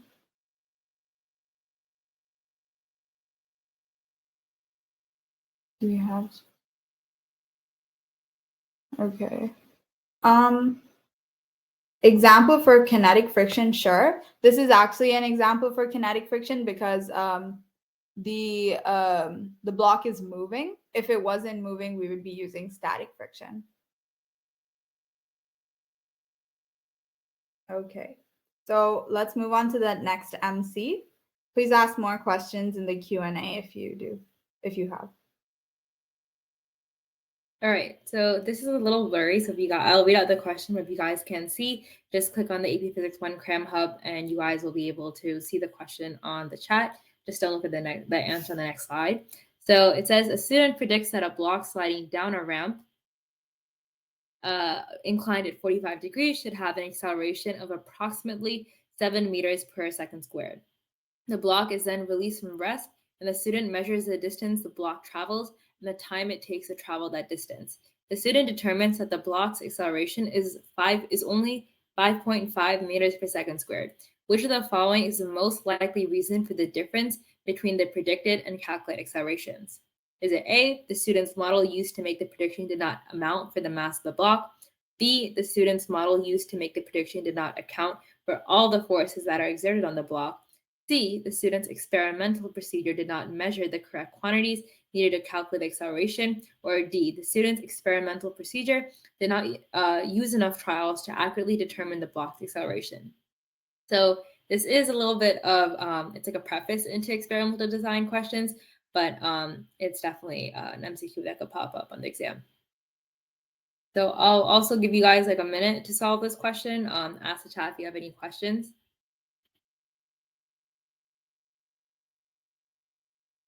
And yes, just following up on that previous question, usually on the MCQs, they expect you to use 10 meters per second for the acceleration for the gravity because it's just the numbers come out nicer. But for the FRQs, you should use 9.81.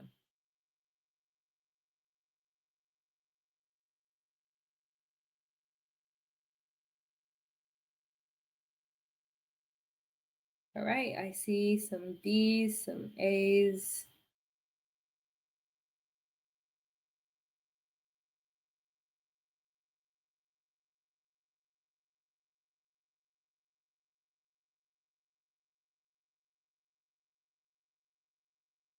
I see some more B's coming in. I'll give it like a minute max more.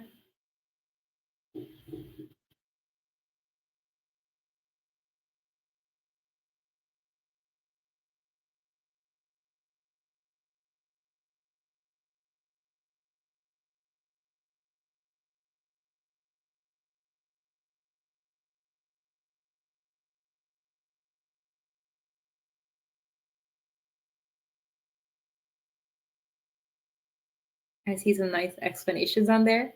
Thank you for stealing my spotlight for the next for the answers.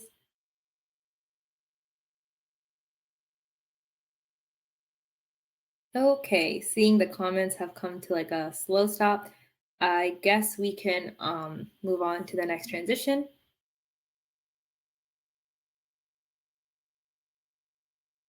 All right, so you guys are right. The answer is B. So the student's model did not use to make the prediction did not account for all the forces that are exerted on the block.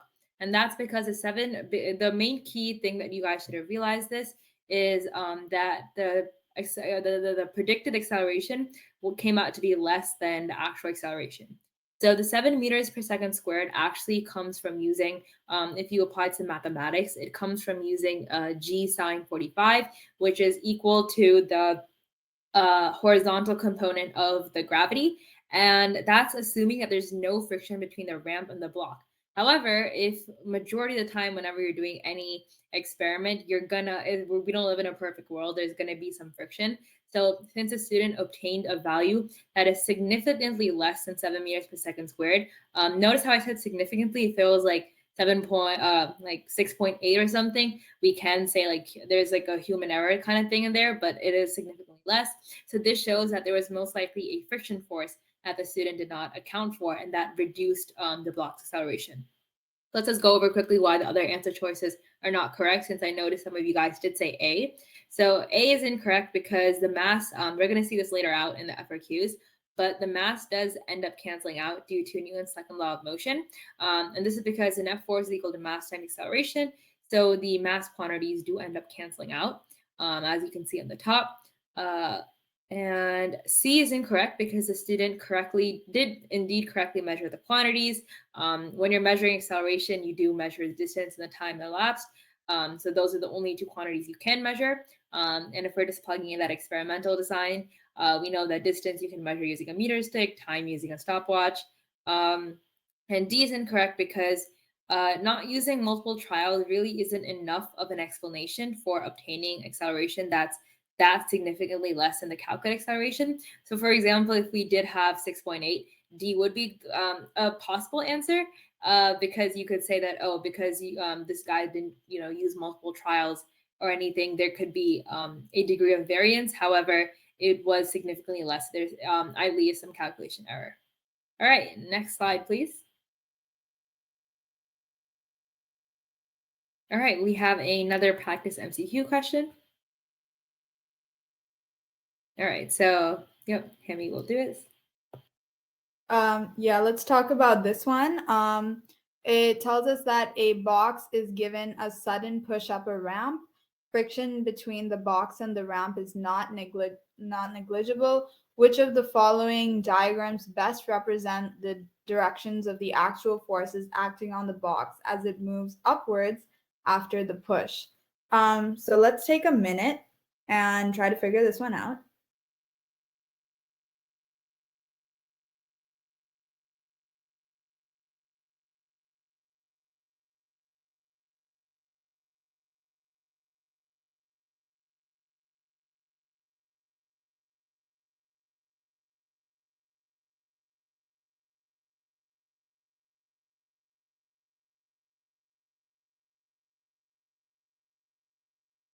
If there's a poll for this, please use that, but I don't see one, so never mind.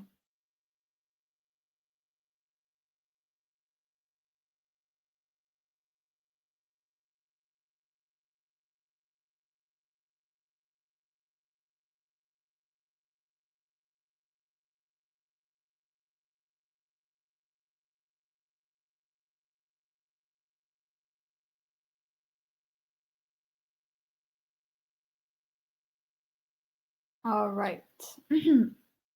I see a lot of A's, some B's, a couple of C's maybe. Okay. Let's move to the next slide. We have an explanation.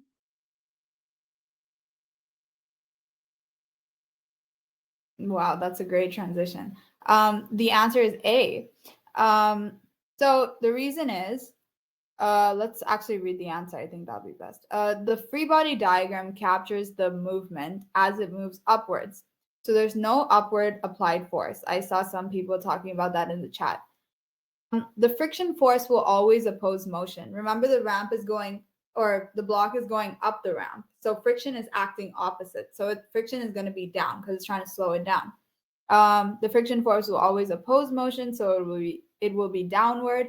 Normal force is parallel to the inclined plane, so perpendicular up. And FG is not broken down into components. Yeah, so FG is straight down. Force normal is an angle though. So force normal, what you do is you want to go from the surface and you want to draw a straight line. So that, exactly as Jival said, that is what makes it perpendicular. Hope that made sense. Yeah, so the AP test questions, they vary a lot. I would say this particular one is easy. Maybe the previous one was intermediate. So yeah, we'll definitely be going over like so many, so you'll get an idea. Force of friction is always parallel to the surface, yes. Why? Okay, good question. The reason is, notice the question is saying, as it moves upwards after the push. So it's after. Yeah, the chat, yeah. Yep. All right, any other questions? Yeah, basically. No, it is drifting up the ramp and slowing down. Yeah. Okay, let's move on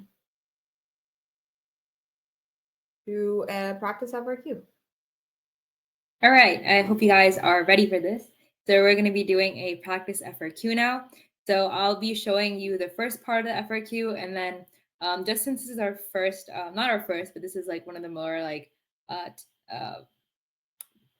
mathematical FRQs, we're gonna be breaking down them in parts. So we're gonna do part A first, review part A, part B, and then part C, just so it's easier to follow along, because it can get confusing if you just do all of them at once. And this is a cram session, so let's just like do one by one. So two blocks are connected by a string of negligible mass that passes over the massless pulleys that turn with negligible friction, as shown in the figure above.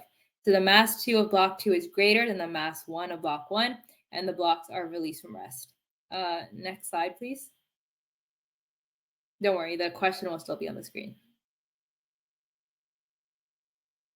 Okay, so for part A, I want you to, there's two dots here for block 1 and block 2, and the dots below represent the two blocks, so draw free body diagrams showing and labeling the forces, remember, not components, that are exerted on each block.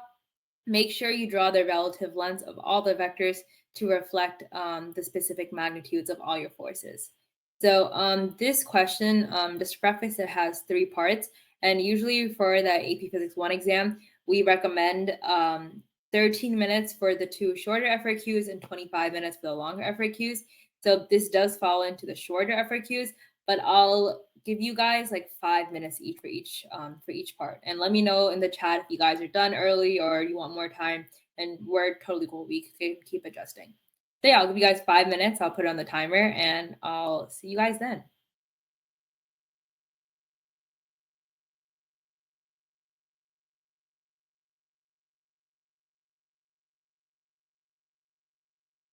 And yes, this is a pulley question.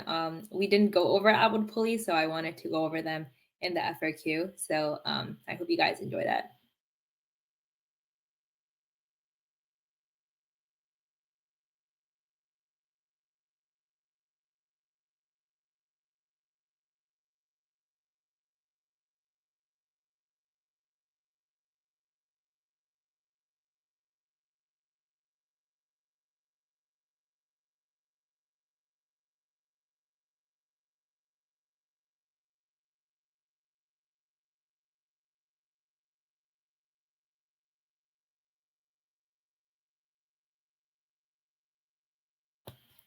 With just like a little hint, I would say that with whenever you're dealing with outward pulleys or any pulley problem in general, this is a good time to think back to our very first lesson of systems in AP in dynamics, because I think that using systems can definitely make this whole solving process a lot easier.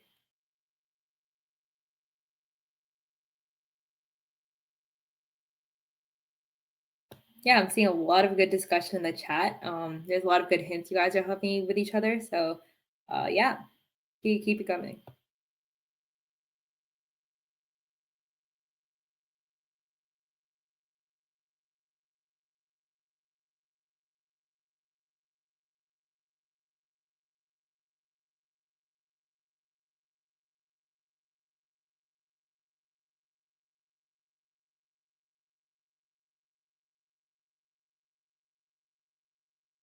Oh yes, and I'm going to be going over this in our explanation as well. But remember that the AP Physics 1 exam, especially for free body diagrams, they're not asking you to find the exact magnitude and like calculate the pixels or anything. You just need to show, you just need to be consistent. So if you're drawing a length for one force, just be consistent and show that you're demonstrating understanding or whatever of the lengths of all the forces.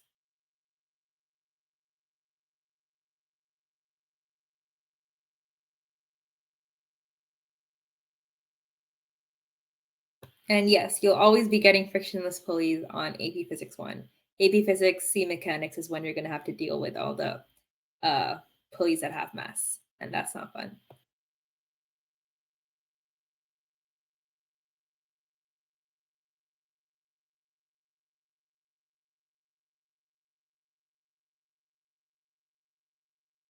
And no, the placement of the blocks do not matter in this question. I could place the blocks the other way, put one more down or the other. The only information you'll need is that whatever is in that your thing.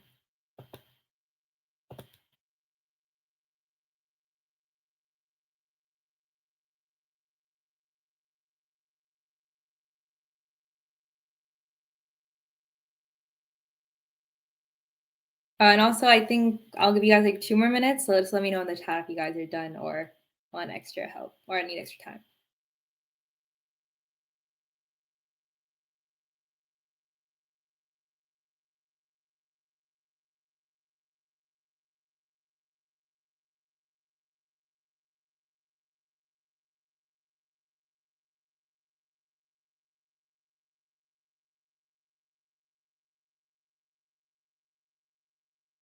All right, I see a few dones.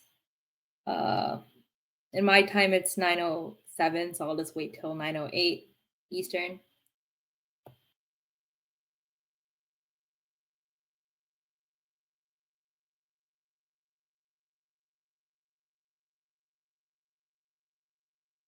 Okay, so it has been 5 minutes, so I'll move on.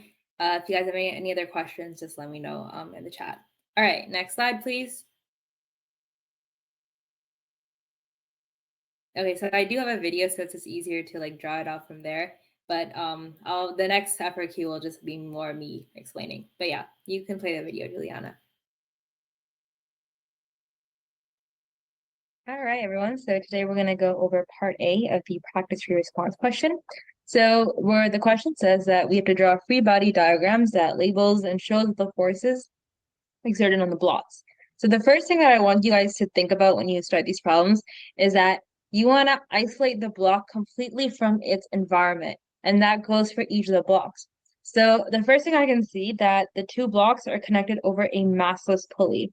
Now, massless pulley basically confirms that there's no additional mass on this string, which would make the tensions different. So since it says massless, and in AP Physics 1, majority of your questions, whether it's outward pulleys or any other pulleys, your string will be your pulleys will be massless. So we can assume that tension is equal for both. So T1 is equal to T2. And that's just good for us to know. So additionally, we know that there's negligible frictions. There's no additional forces acting on block 1 that may cause the direction of the motion to be different.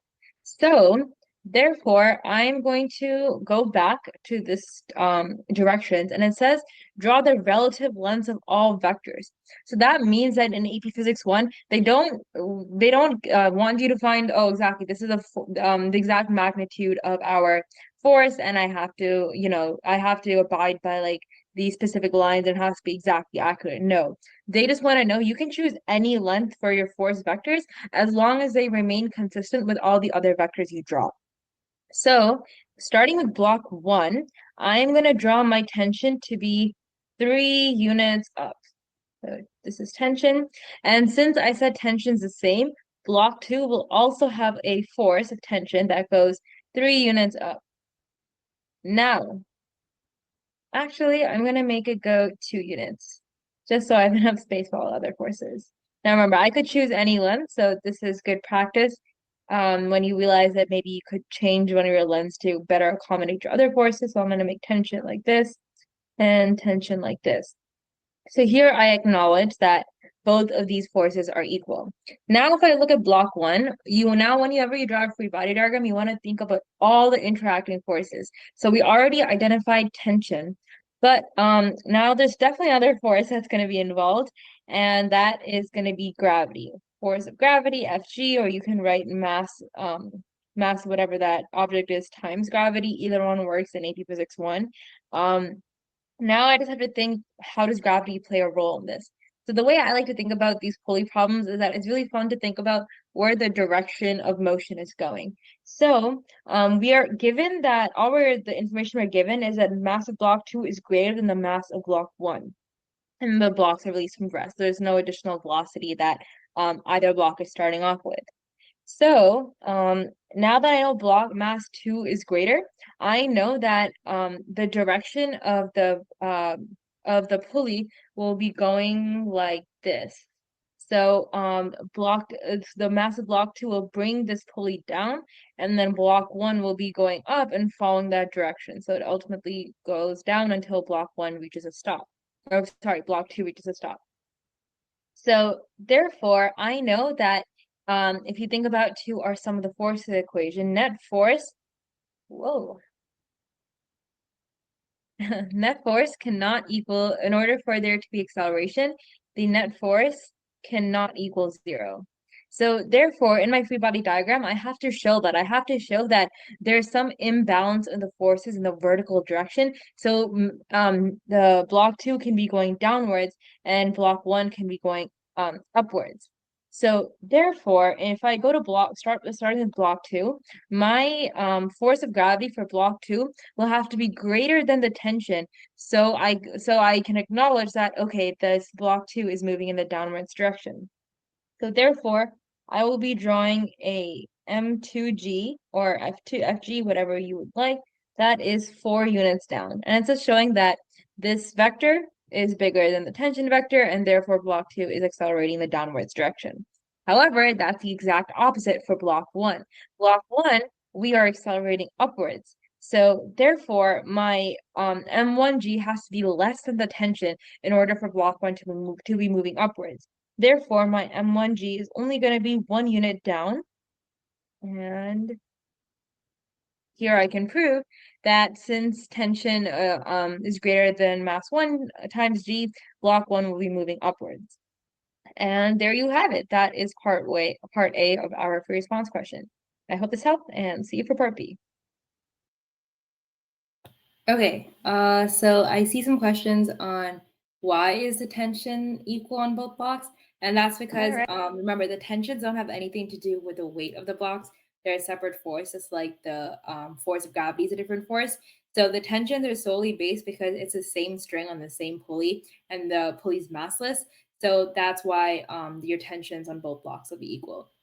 And a lot of things on the outward pulley would be because you can relate tension with each other. All right, I hope you guys were able to get that. Oh, points in that question. I believe that was 2 points. You have to both show that the magnitudes are different, and you also have to show that the tensions are equal and that M2G is greater than M1G. All right, you have to label it S. So you can, it doesn't really matter if it's MG, F of W, or FG. I guess they would prefer if it's FG or W, but I think either one works.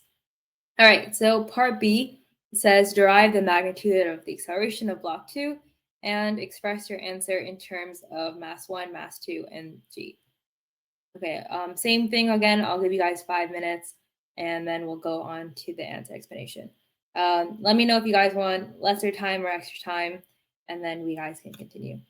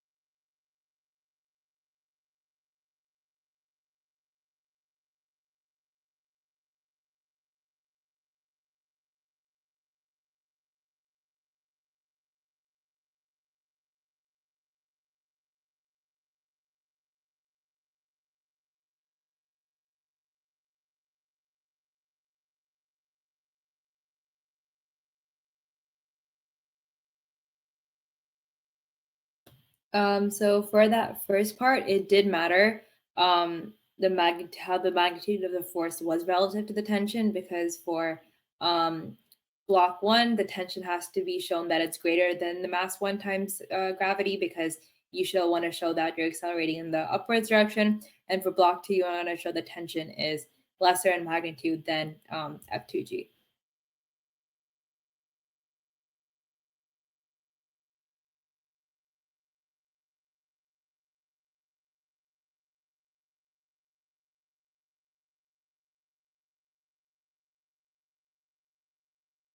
Yeah, I see a lot of great answers. Just let me know if you guys need more time, or if you want me to go to the next question, the review the answer part.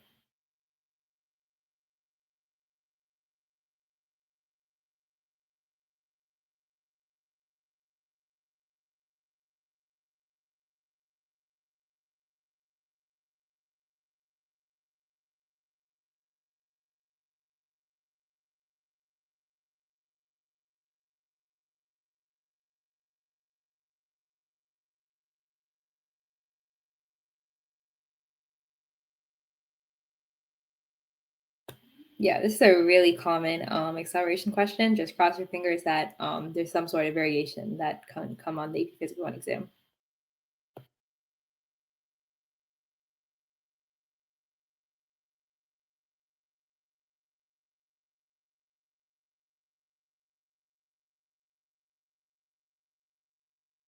All right, can I move on to the next part, or should I wait 2 more minutes?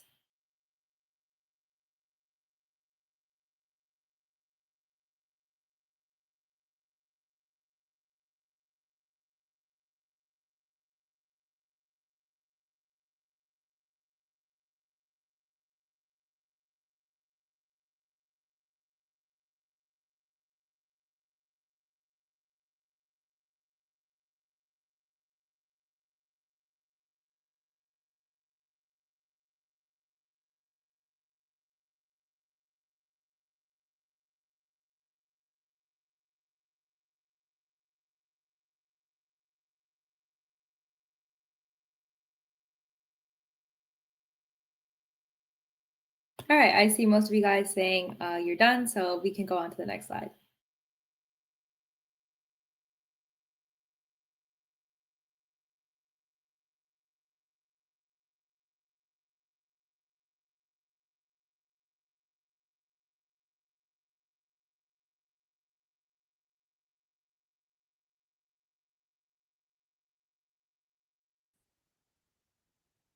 Hi everyone, here we're going to start on part B.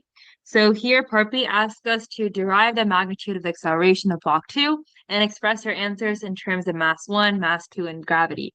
So whenever you're dealing with these types of problems, you always want to make sure that your final answer always includes these constants. And chances are that if you're not using these variables throughout your work and in your final answer, you're not using the right set of equations to arrive at the derivation they want you to. And instead of treating this as like a limitation, I actually like to think of it as a helpful guiding hint, because if I'm given the variables that I need, I can easily look in my equation sheet and see, okay, what variables do I have and what variables go into the equations on my sheet? So now I know which solely equations I have to use in order to solve this problem. So here I'm given the masses and gravity, and I know gravity is also gravitational acceleration. So mass and acceleration, well, I know that's Newton's law of second motion, or force is equal to mass times acceleration. So the number one equation that I'll have to use here is force is equal to mass times acceleration. All right. And now that what I'm going to do is I'm going to apply this equation to each of my individual blocks. So I'm not treating everything as a system first. I'm first treating each block as its own equation. So if I look at the net force, thinking back to my free body diagram for block 1, recall that we had our tension going up and our mass 1 times the gravity going downwards. So only know that whenever you're doing these type of problems, you are allowed to choose which axis you want to choose as your positive or negative, as long as you stay consistent.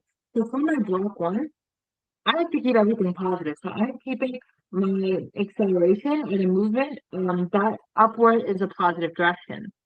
So therefore, my equation is going to be tension minus mass 1 times gravity is equal to mass 1 times the acceleration. However, for block 2, if I look at it, I remember that for our block 2 three-body diagram, we had our our mass 2 times gravity in the downward direction and our tension in the upward direction. However, mass 2 of gravity extends downwards more. So I still want to keep my acceleration positive, but I know my acceleration is going downwards. So therefore, for my block 2, my downward direction is going to have the positive acceleration. Therefore, my downward forces will be positive. So for my my force equal to mass times acceleration equation for block 2, I'm going to have this time mass 2 times gravity minus T is equal to mass 2 times acceleration. Now that I have my two equations, what I want to do is that I want to see how I can equate these equations in order to solve for my unknown variable, which is acceleration. So I can see that the value that's equal among both is tension. So if I substitute the tension of one value into the other equation, I will be able to find my total acceleration value. Because remember, now that we're talking about this entire system, in the entire system, all the internal forces are canceled out, and it's only our acceleration of the entire system that matters. So therefore, I can equate these equations together. So if I look at my first equation, I can make tension equal to mass 1 times gravity plus mass 1 times acceleration. And it looks something like this. And to simplify, I can write it like tension is equal to, I can take the mass 1 out, factor it out, and I can arrive at this equation.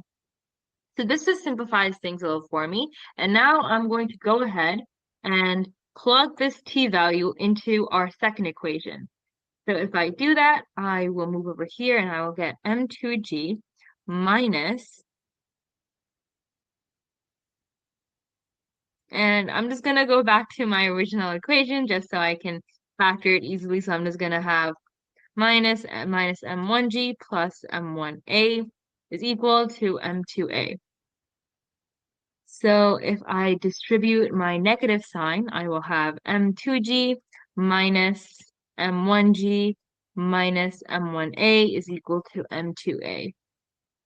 So remember that we are looking for acceleration. So if I bring the M1 variable to the other side of the equation, I will have M2G minus M1G is equal to M2A plus M1A. So I see a lot of chances I can do a lot of factorization here, so I'm going to go ahead and do that so it's easier for me. So on the left side of the equation, I will take the G out. So the gravity on the outside will leave me to just M2 minus M1. And if I take acceleration out on the right side, I have acceleration times M2 plus M1. All right, so now that I have this, I am going to isolate the acceleration variable, and to arrive at our final answer, I will divide both sides of the equation by M2 plus M1. So therefore, our acceleration is equal to gravity times M2 minus M1 all over M2 plus M1. And there you have it. That is our final answer on how we arrived. So just to check, I'm going to see if I have all the constants that I need. So I have M1 over here, I have G over here, and I have M2 over here. So this is my final answer. I hope that helped. All right, so just let me know if you have any other questions. I'm sorry that the audio was a little warped in the middle. I didn't anticipate that, but if that happens again, just let me know and I can explain it later. All right, on to part 3. Okay, oh, my bad. This is also like an alternate FRQ answer that College Board provided, but essentially you could look at, instead of treating the blocks as individual systems first, you could treat the entire thing as a system. Yeah, you could treat the entire thing as a system and only focus on the forces that act in acceleration of gravity and then the acceleration of the system, and then you can equate those two together.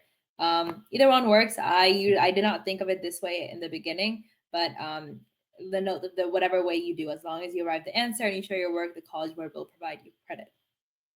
All right, next part. Okay, so this is part C. So this says block 3 of mass M3 is added to the system as shown below, and there is no friction between block 3 and the table.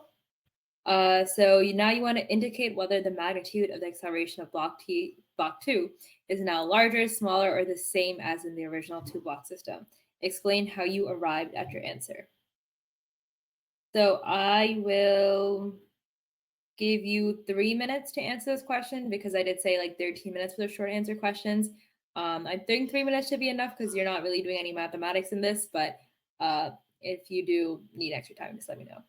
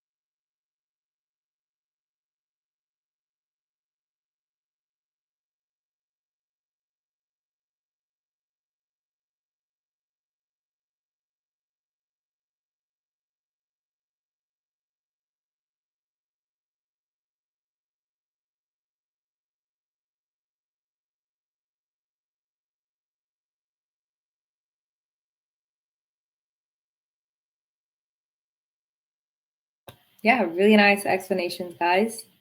I see more answers coming in, so just let me know if you guys need more time.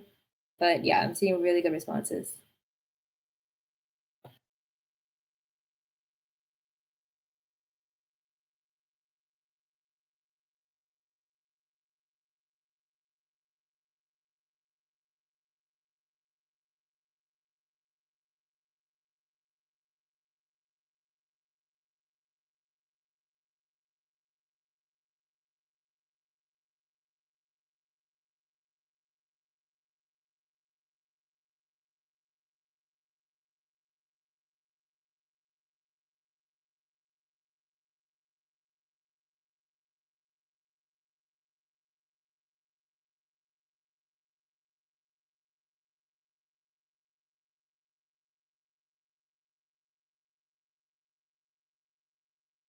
All right, so it's 9:30 Eastern time, so I'm just gonna go explain it. I do have a video, but I guess I can just explain it since it does take lesser time, and I do want to get to the other FRQ.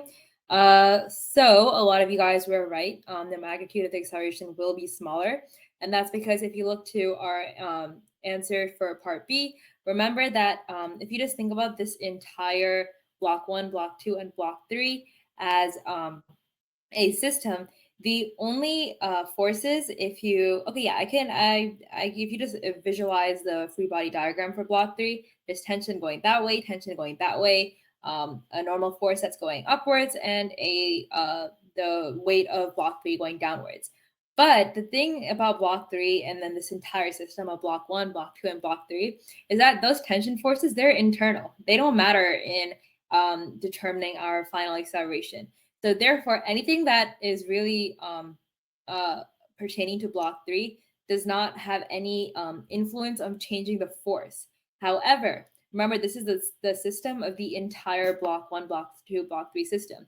So while our force stays the same in the numerator, because acceleration is equal to force over mass, the entire mass does change because our mass is now mass 1 plus mass 2 plus ab 3 plus mass 3, and that what since our denominator does increase, our overall acceleration decreases. And remember, force equal to mass times acceleration, so as mass increases, acceleration decreases, and vice versa.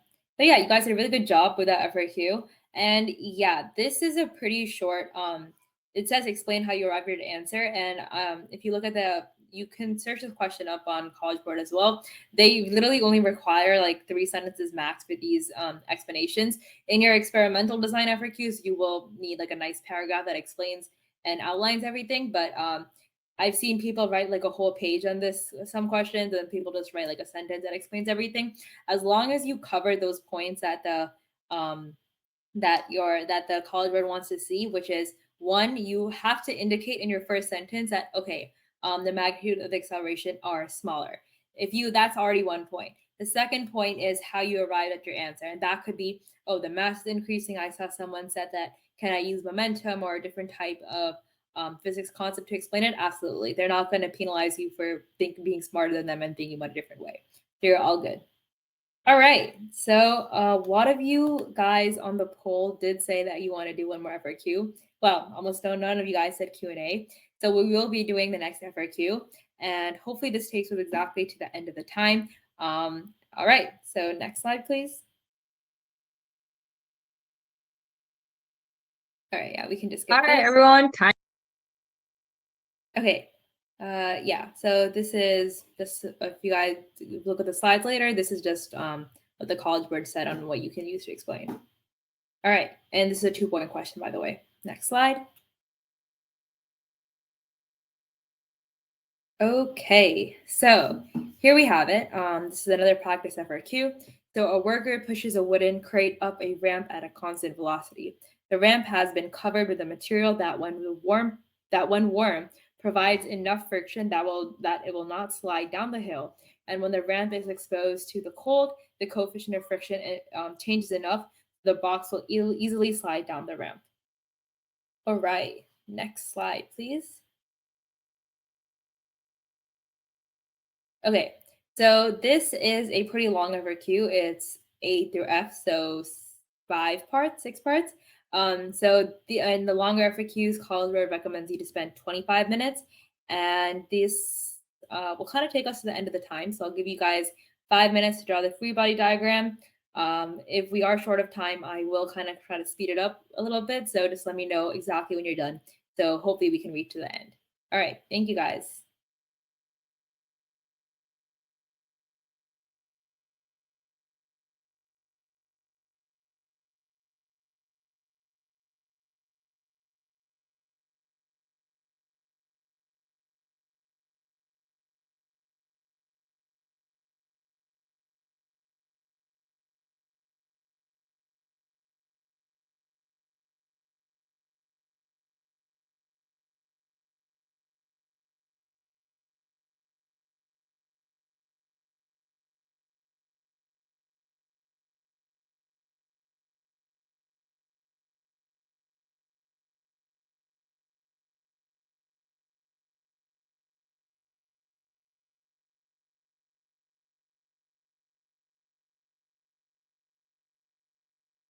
Oh yeah, just ignore that. I think then from the official source, like in your official FRQ, you'll have like 2 dots to draw your diagram. So just draw your own dot on your own paper.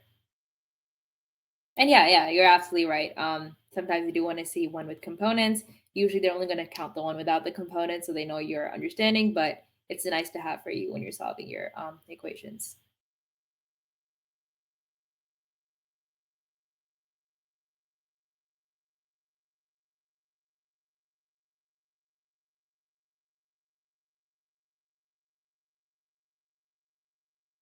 Oh yeah, no, this is just when your block is sliding up the ramp. This has nothing to do with like the hot and cold yet.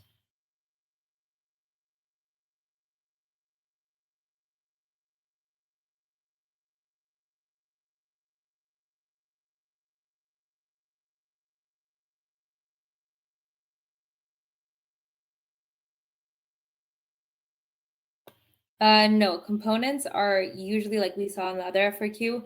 The components by I mean like you don't draw like the Y and X parts of the force of weight. Usually they don't want to see it, but sometimes they ask for it.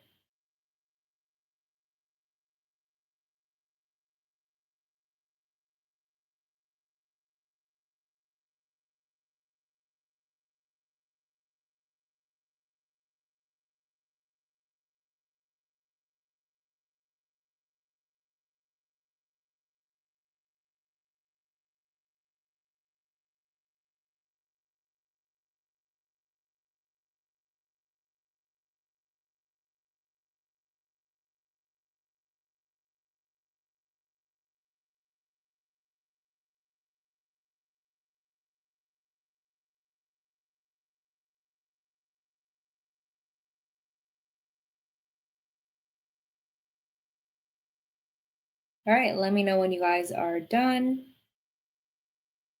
Yeah, I don't want to rush you guys. I just do want to get to the end of this question so you guys can like look at all of it. But yeah, we'll move at your pace.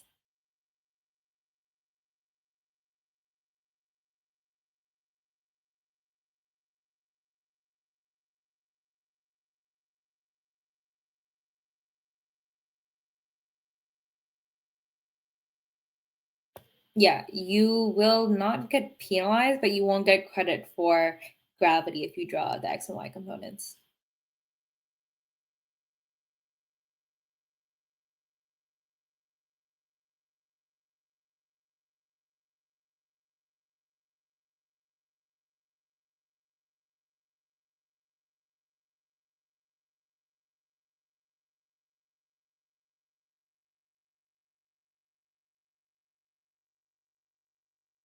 Thank you for letting me know if you finished the problem.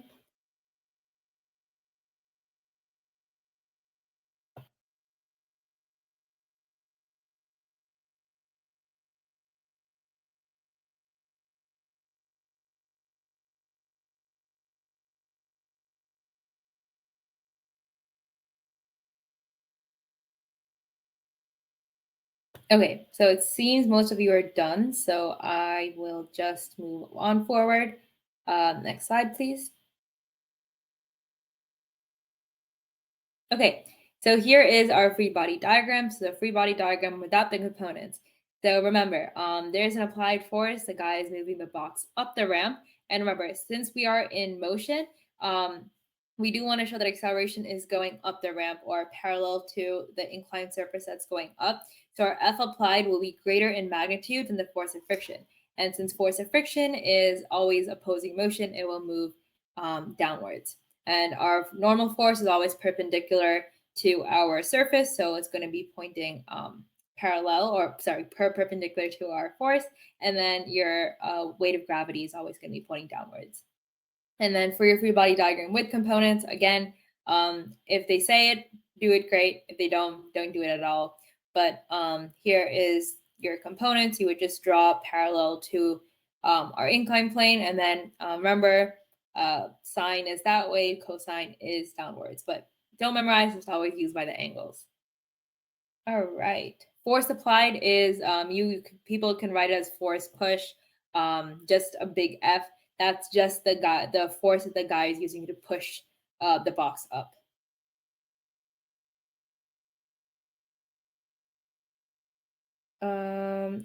No. If you put F, G, W, M, G, that's all the same thing. You're gonna get a point of that. Didn't say that there was a constant velocity, so wouldn't the force applied be equal to the force of friction? So if there's a constant velocity, remember about Newton's law of first law of motion. If there's a constant velocity, you're still in motion. Whenever you're in motion, that means you're still moving in that direction, and that means that if the box is moving, then that you still have overcome friction, so you're still going that way. All right, I'm going to go on to the next part. Next slide, please.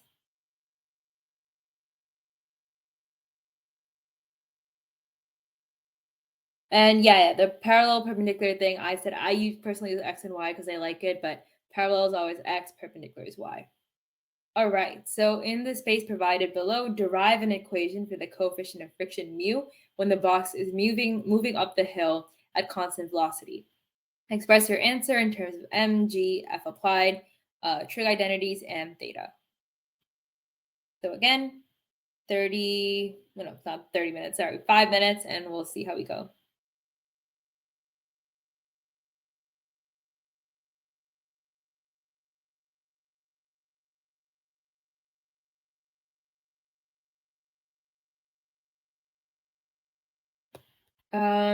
You can, I would say, since they asked F applied like in that format, just use what they're asking for. So your graders are nice on you.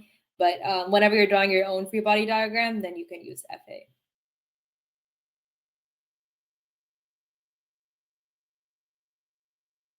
Ooh, winners minus losers. I like that. That's a good way to think about it. You want to think about direction of motion.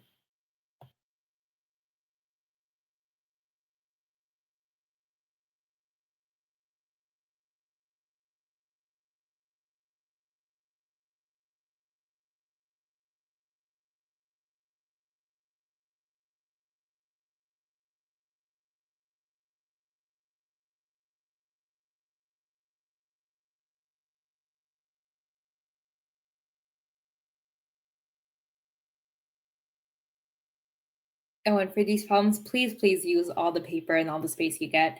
I know you shouldn't like waste trees or whatever, but like you're given a lot of space in the AP Physics 1 exam. Use all the paper. Don't try to crunch up all your trig identities in like one tiny thing and get confused. Use all the space you have.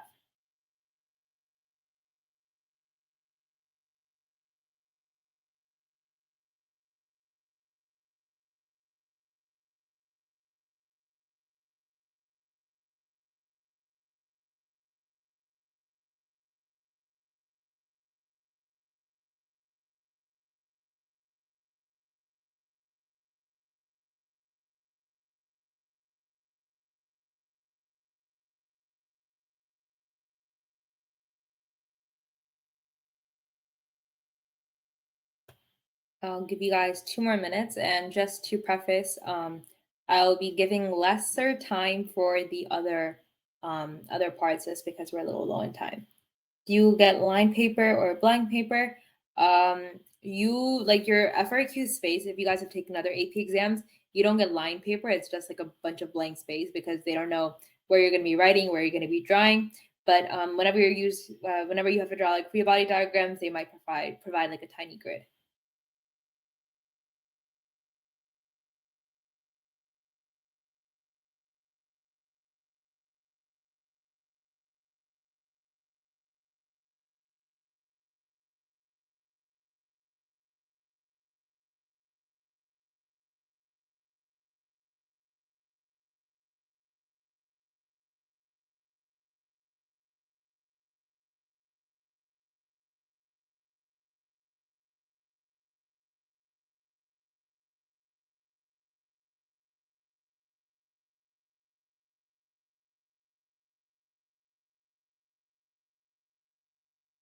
All right, I'm going to move on.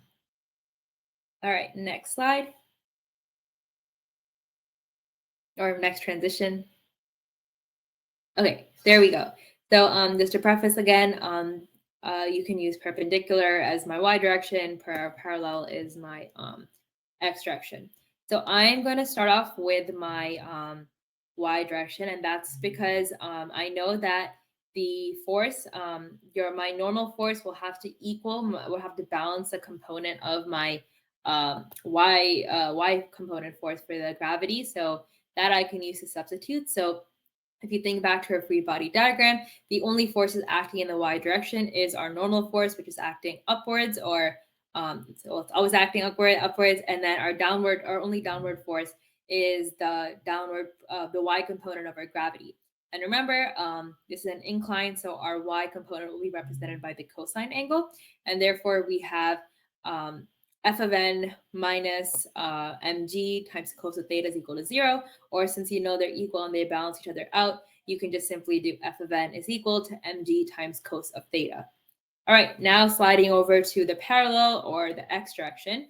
I know that I have a force applied that is going in the direction of acceleration or direction of motion. My force applied is going in the opposite direction, and also my x component or the parallel component of my gravity is also moving in the opposite direction of motion.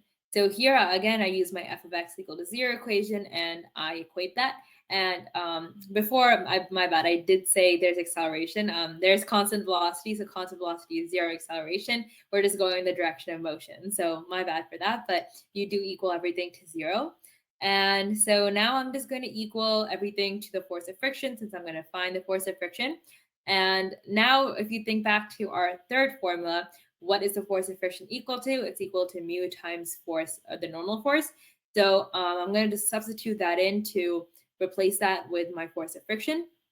So therefore, I'm going to substitute that in. And then if I just rearrange that equation and do a bunch of algebra, you do get that the mu is equal to, or your coefficient of friction is equal to your F applied minus mg sine theta over mg cosine theta.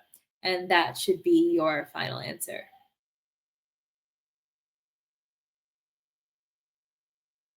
Wouldn't it be mg tan theta?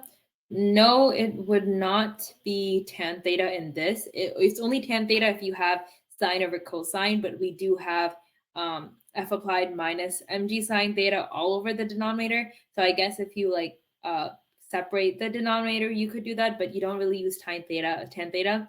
And they don't want to see tan theta. That's only for a later type of a different application of physics. But usually they want to see that you're understanding, okay, which component is sine, which component is cosine. So I don't recommend using tan theta. All right, next part. All right, so this is a 1-point question. So it's pretty, I'm going to say barely like 2 minutes because you're just plugging and chugging. But if the mass of the box is 25 kilograms, the applied force is 250 newtons, and the angle theta is 22 degrees, calculate the coefficient of friction using your equation formula from part B as the person is pushing the box up the hill. And show all your work. Yes, that is correct. But again, just don't use tan theta, especially when you have sine and cosine, because first of all, it gets confusing, and second of all, they don't want to see that. Yeah, and that is 22 degrees. Yeah, exactly. Like Juliana said, you don't want to simplify it.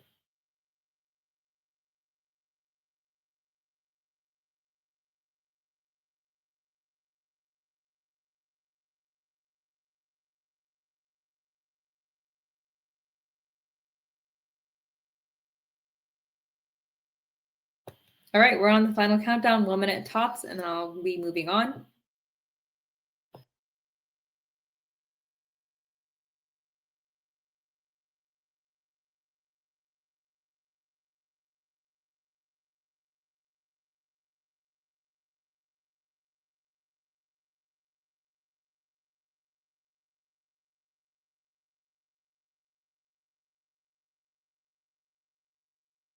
Remember that you're finding the coefficient of friction, and mu is always unitless, so there's no units for the coefficient of friction.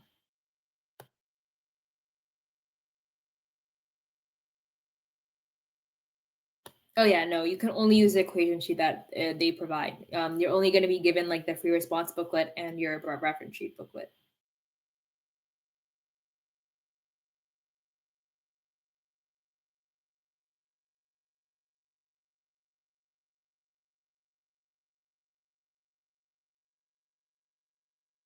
All right, next transition, please.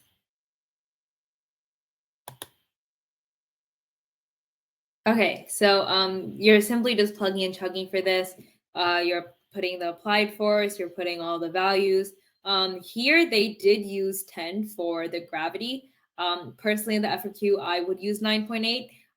But the AP scores are given like a range of acceptable values because they know people use like 10 or 9.8. But as long as your answer is around 0.67. And in your calculations, you always use positive 9.8. The negative does not really apply in this. Yeah, negative 9.8 is mainly when you're talking about projectile free fall motion. Yeah.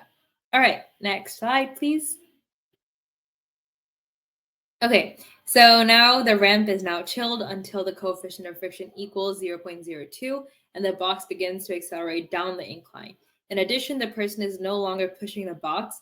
So in the space provided below, you want to draw a free body diagram for the box on the top dot and a free body diagram with components. You don't have to do components on the bottom dot. And the dotted line represents incline. This is just things you will see on your free response packet.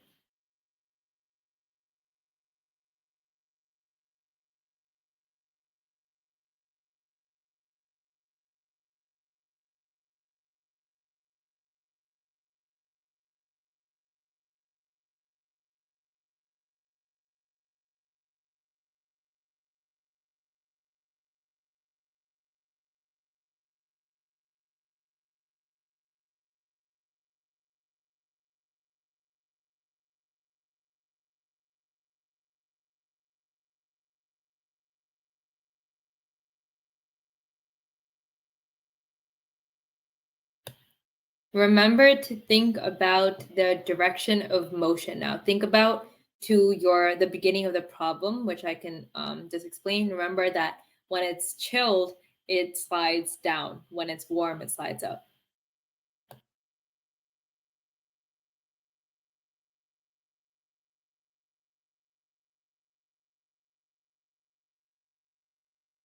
Yeah, with sig figs, they're not like really I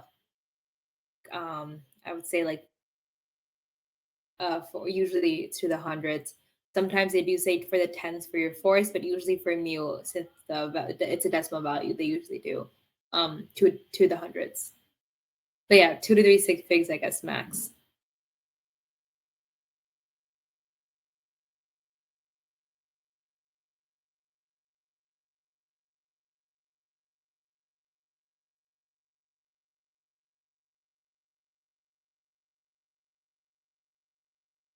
Can I move on, or do you guys want more time?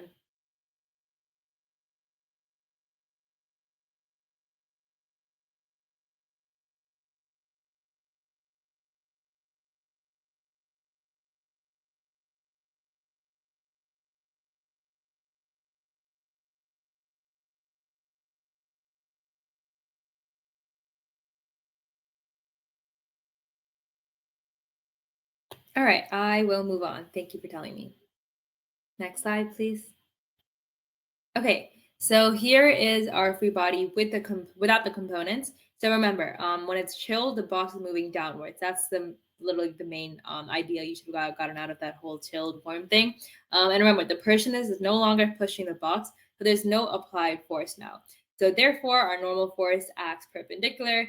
Force of friction acts opposing motion since we're going down now, and gravity is downwards. And you can just see on the right, compare your answers with the components. They asked for that, but that's how it goes. All right, next slide, please. Okay, so now we want to derive an equation for the acceleration of the box as it slides down the hill. Express your answers in terms of mass, gravity, mu, trig identities, and theta.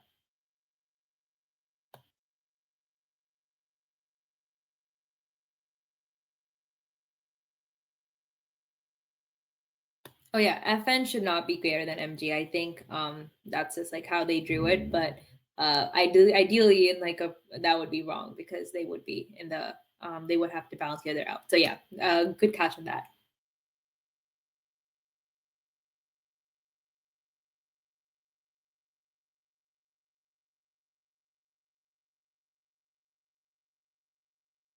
Yeah, usually you don't draw the vector for acceleration. I remember my physics 1 teacher told me last year that like to the side you can write like, oh, acceleration's pointing that way, but usually they don't really count it. So I don't know if they take off points or like you'll get penalized, but usually you don't include it within the free body diagram itself because acceleration is not a force. It really does not matter if you use mg or f of g. I like to use mg because I can just like visualize better, but fg maybe if you want for the free body diagrams just to show that, oh, you were recognizing it as a force.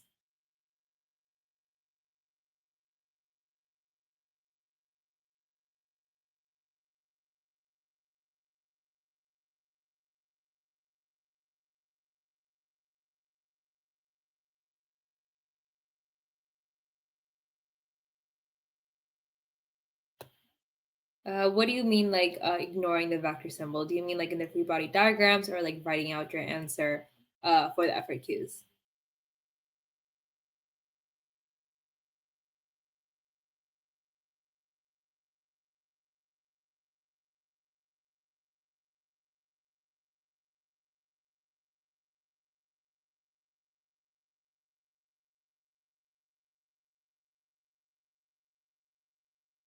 All right, I'm just gonna move on after this because we are a little short on time.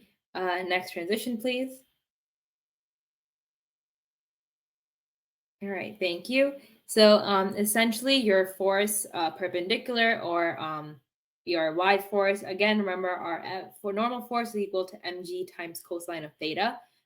So that is what we had before. And this is a little bit easier because we have no applied force. So essentially the only forces acting are our parallel component of our gravity and then force of friction. So remember that this time the parallel component of gravity is positive because we're moving downwards, and that is the direction of our motion. So we have mg sine theta minus the force of friction is equal to the mass times acceleration. Now remember, we did say this acceleration, so you don't equal this to 0, you do equal this to the mass times acceleration because it's constant acceleration, not constant velocity.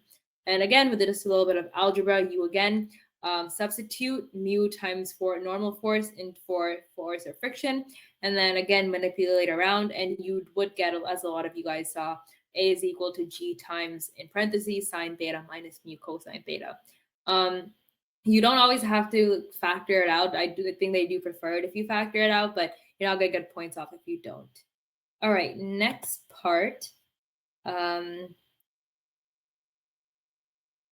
This is really quick. I don't know if we have time for this. Maybe if you guys want, as we wrap up here, you just have to simply calculate the acceleration of the box down the hill using the information given, so the values given. So I guess, Juliana, if you just want to press next, and I can just show basically that work. Yeah, exactly. So there's not much mathematics to this. You're just simply plugging in the values, chugging in. And the main thing you want to recognize in this is that you're using not the mu you found in part C, since we're going down, this is a different mu, and you're using the 0.02 mu. So you would get an acceleration of 3.56 meters per second squared. All right, and that does wrap up the FRQ. So next slide, please. We're not going to be doing the quiz that we had initially planned because it is 10 o'clock Eastern time. But I do hope you guys really got a lot out of units 1 and 2. We will be reviewing units 3 and 4 on May 7th, units 5 and 6 on May 8th. We're going to wrap up with unit 7 on May 9th, and then the grand finale will be May 10th. All right, thank you. Again, follow Think5 on social, and thank you for coming out to the Crams. We'll see you tomorrow at 7 p.m. Eastern Standard Time.